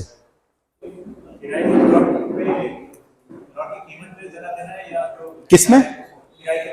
किराए का प्लॉट, किराए से अगर आपने दिए, फ्लैट दिए, दुकान दिए, तो किराए के पैसे पे ज़कात, वो भी पैसा रहेगा तब, यानी 10 तारीख को जब आप ज़कात निकाल रहे हैं तो वो किराए का पैसा है तब ज़कात आएंगी, खर्चा हो गया तो उस पर ज़कात भी नहीं आएंगी। और फ्लैट पे तो ज़कात है ही नहीं, क्योंकि वो बेचने के लिए नहीं है ना, वो तो किराए के लिए, बेचने के सामान पे ज़कात है। तो फ्लैट अगर बेचने के लिए खरीदा तब है ना उस पर ज़कात है ना। जी, किराए पे है लेकिन वो भी रहेगा तब, बल्कि खर्चा हो गया तो फिर ज़कात नहीं है। यानी जिस दिन आप हिसाब कर रहे हैं उस दिन वो किराए का अमाउंट है आपके बैंक अकाउंट में रखा हुआ है, तो उस पर ज़कात आएंगी, क्योंकि आपको तो पूरा गिनना है ना जितना आपके पास है। क्या है?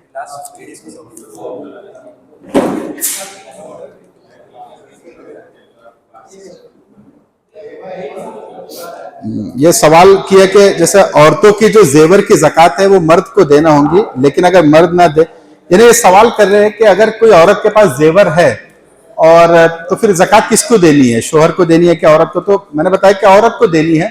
और फिर वो कह रहे कि अगर नहीं देंगे तो अजाब किसको होगा? तो अजाब तो औरत को ही होगा, क्योंकि औरत के जिम्मे है।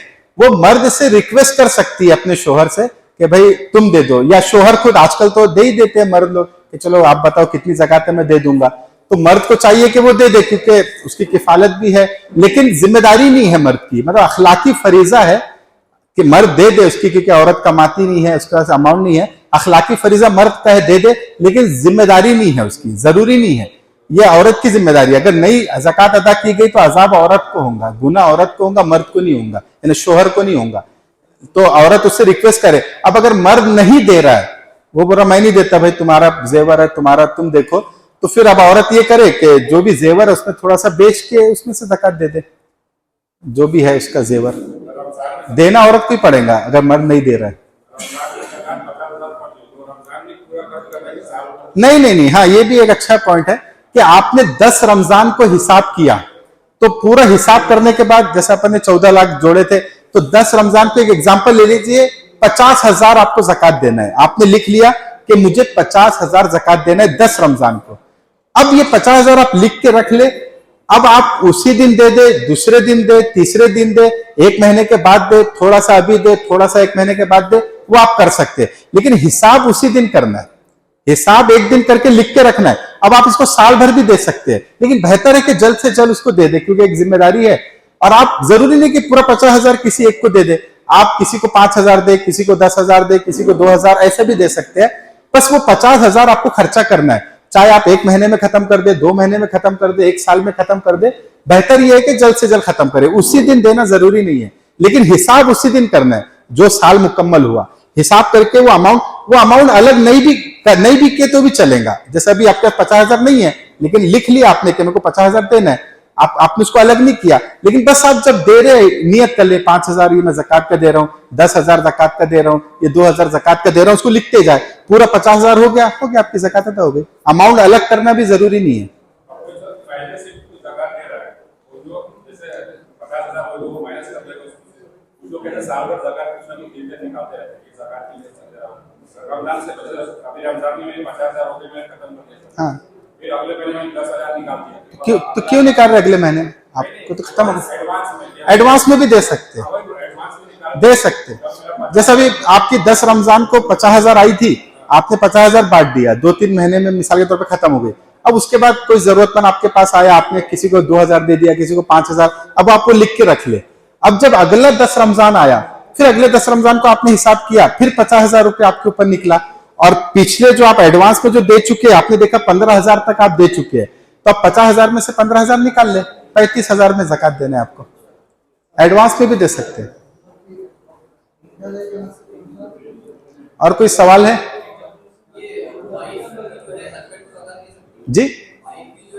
नहीं, मैंने बताया ना, शोहर बीवी को शोहर बीवी को नहीं देंगे, बीवी शोहर को, क्योंकि घर में रह जाएगा पैसा। वो है वो अभी रहने दीजिए उसको, वो थोड़ा इख्तिलाफ है उसमें, लेकिन मुफ्ती तकी उस्मानी साहब वगैरह जो बड़े उलमा है, उनका यही है कि नहीं दे सकती शोहर बीवी को। वो कुछ उलमा का है उसमें, लेकिन अभी उसमें जाएंगे तो चाचा का लड़का बालिग अभी पढ़ रहा है, हाँ, और उससे सब्जी में अच्छा रिलेशन है, ठीक है, तो बालिग हो गया वो, चाचा उसके अमीर है, अगर सोचा है चलो मैं ज़कात के लिए उसको पढ़ाई के पैसे फिर ज़कात अदा हो जाएगी, मतलब चचा के लड़के को, हाँ, बालिग है तो अदा हो जाएंगे। जो नाबालिग बच्चा है वो बाप के मातहत है। जैसे बाप अगर ज़कात का मुस्तहिक है तो बच्चा भी मुस्तहिक होगा, बाप अगर मालदार है तो बच्चा भी मालदार समझा जाएगा, नाबालिग। लेकिन बालिग होने के बाद अब ये बाप से हट गया।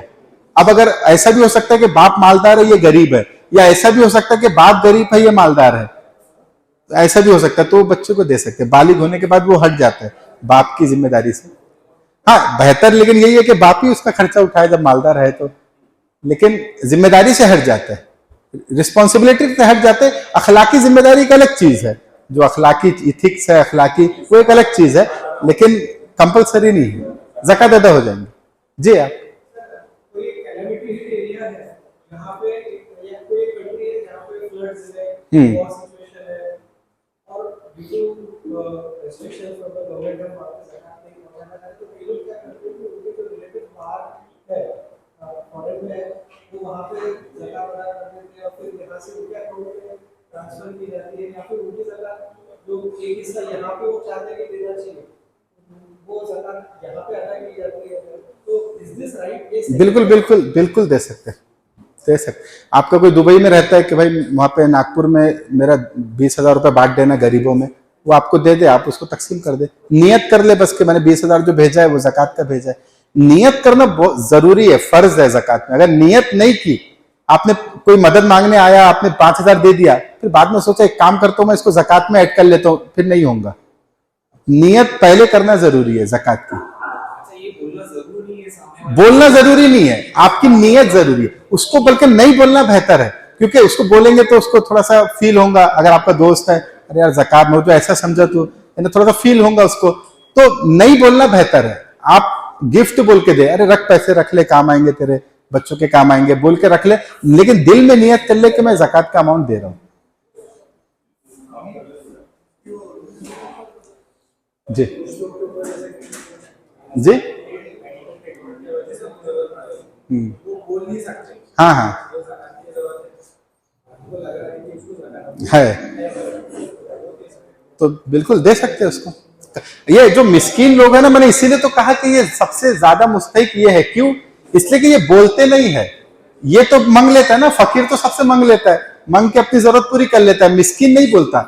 हमको उसको समझना है, तो हमको उसको देना है। हाँ, होता है सर, पता नहीं रहता। नहीं, लेकिन थोड़ा सा तहकीक कर ले, जितना कर सकते हैं। अब मिसाल के तौर पे कोई बेवा औरत है, अब आप सोच रहे इसका शोहर नहीं, चलो मैं इसको ज़कात दे दूं, लेकिन आपको एक डर ये भी है कि हो सकता है जेवर इसके पास होगा।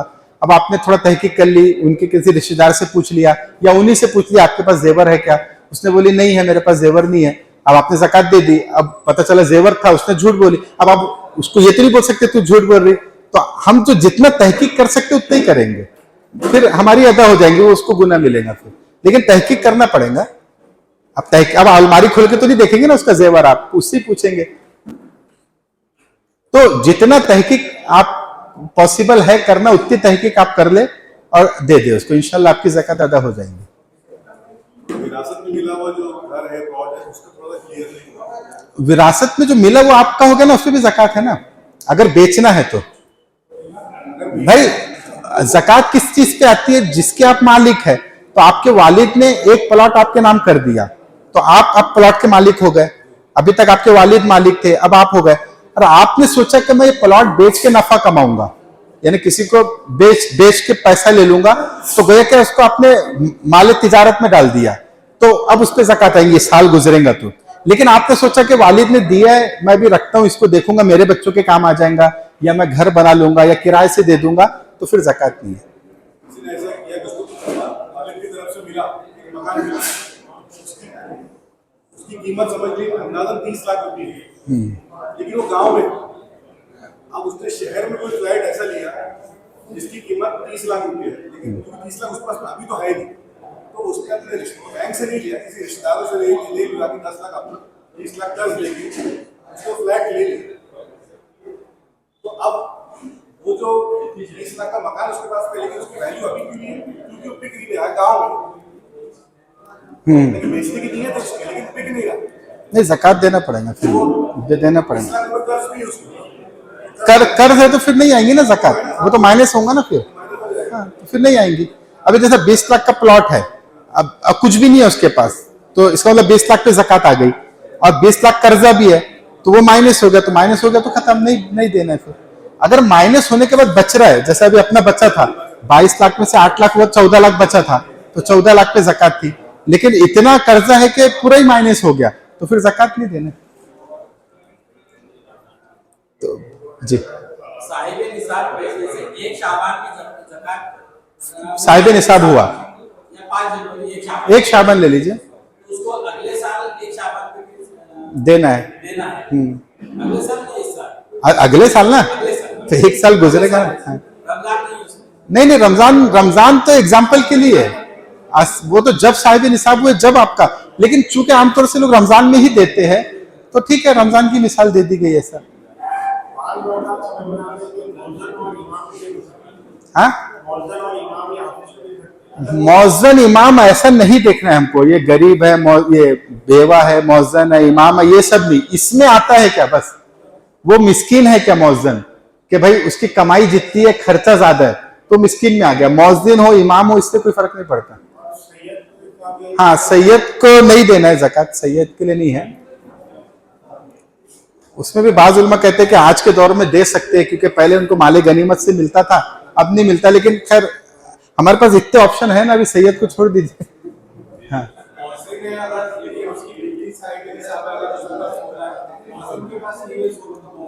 उसको दे सकते हैं, सबका अलग अलग हिसाब होगा ना, इंडिविजुअल होगा। वो बेटी वो उसको नहीं दे सकते, लेकिन मौज़न को दे सकते हैं, अगर वो मुस्तहिक है या 8 में से है, अगर वो दे सकते हैं। वो बीवी बोल रहे हैं आप? हाँ, फिर भी दे सकते, यानी बीवी मालदार है, बीवी के पास सोना है, बीवी ज़कात देने वाली है, लेकिन शोहर गरीब है, हो सकता है ऐसा, तो शोहर को दे सकते हैं, ज़कात दे सकते हैं। लेकिन बीवी शोहर को नहीं दे सकती, जो बीवी की निकलेंगी वो शोहर को नहीं देंगी, दूसरा उसके शोहर को दे सकता है। अभी एक सवाल ये है जी, आज के दौर में सबसे बड़ा अचानक खर्च जो आता है वो मेडिकल केस में मेडिकल, हाँ मतलब सडन किसी को अटैक आ गया, किसी को कुछ हो गया, वैसे नहीं रहती। तो अगर सपोज आज की जो हालत है, खतरा है, जो दौर है जी, तो मैं उसको 5 लाख रुपए की हेल्प नहीं कर सकता, बिल्कुल लेकिन मैं 50,000 की ज़कात से कर सकते हैं। अगर मैं इंश्योर कर दूं हेल्थ, तो मेरी ज़कात अदा होगी क्या?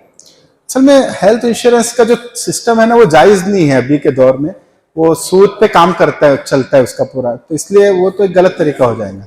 आपको उसको मालिक बना देना है, भाई 5 लाख रुपए खर्चा है ना, मेरी तरफ से 50,000 रखो, आप 4.5 लाख का कुछ देख लो, आपका 50,000 की अदा हो जाएंगी ज़कात।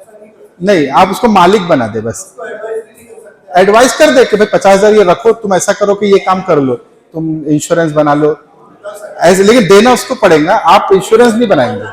हाँ हाँ, उसको एडवाइस कर दो, हाँ वो ठीक है, वो ठीक है, लेकिन आप नहीं करेंगे। इसी तरह मैंने इलाज का भी बताया, इन्होंने सवाल किया कि मतलब डॉक्टर अपनी तरफ से ज़कात का दे दे तो ज़कात अदा नहीं होगी, उसको मालिक बनाना पड़ेगा। कर सकते हैं।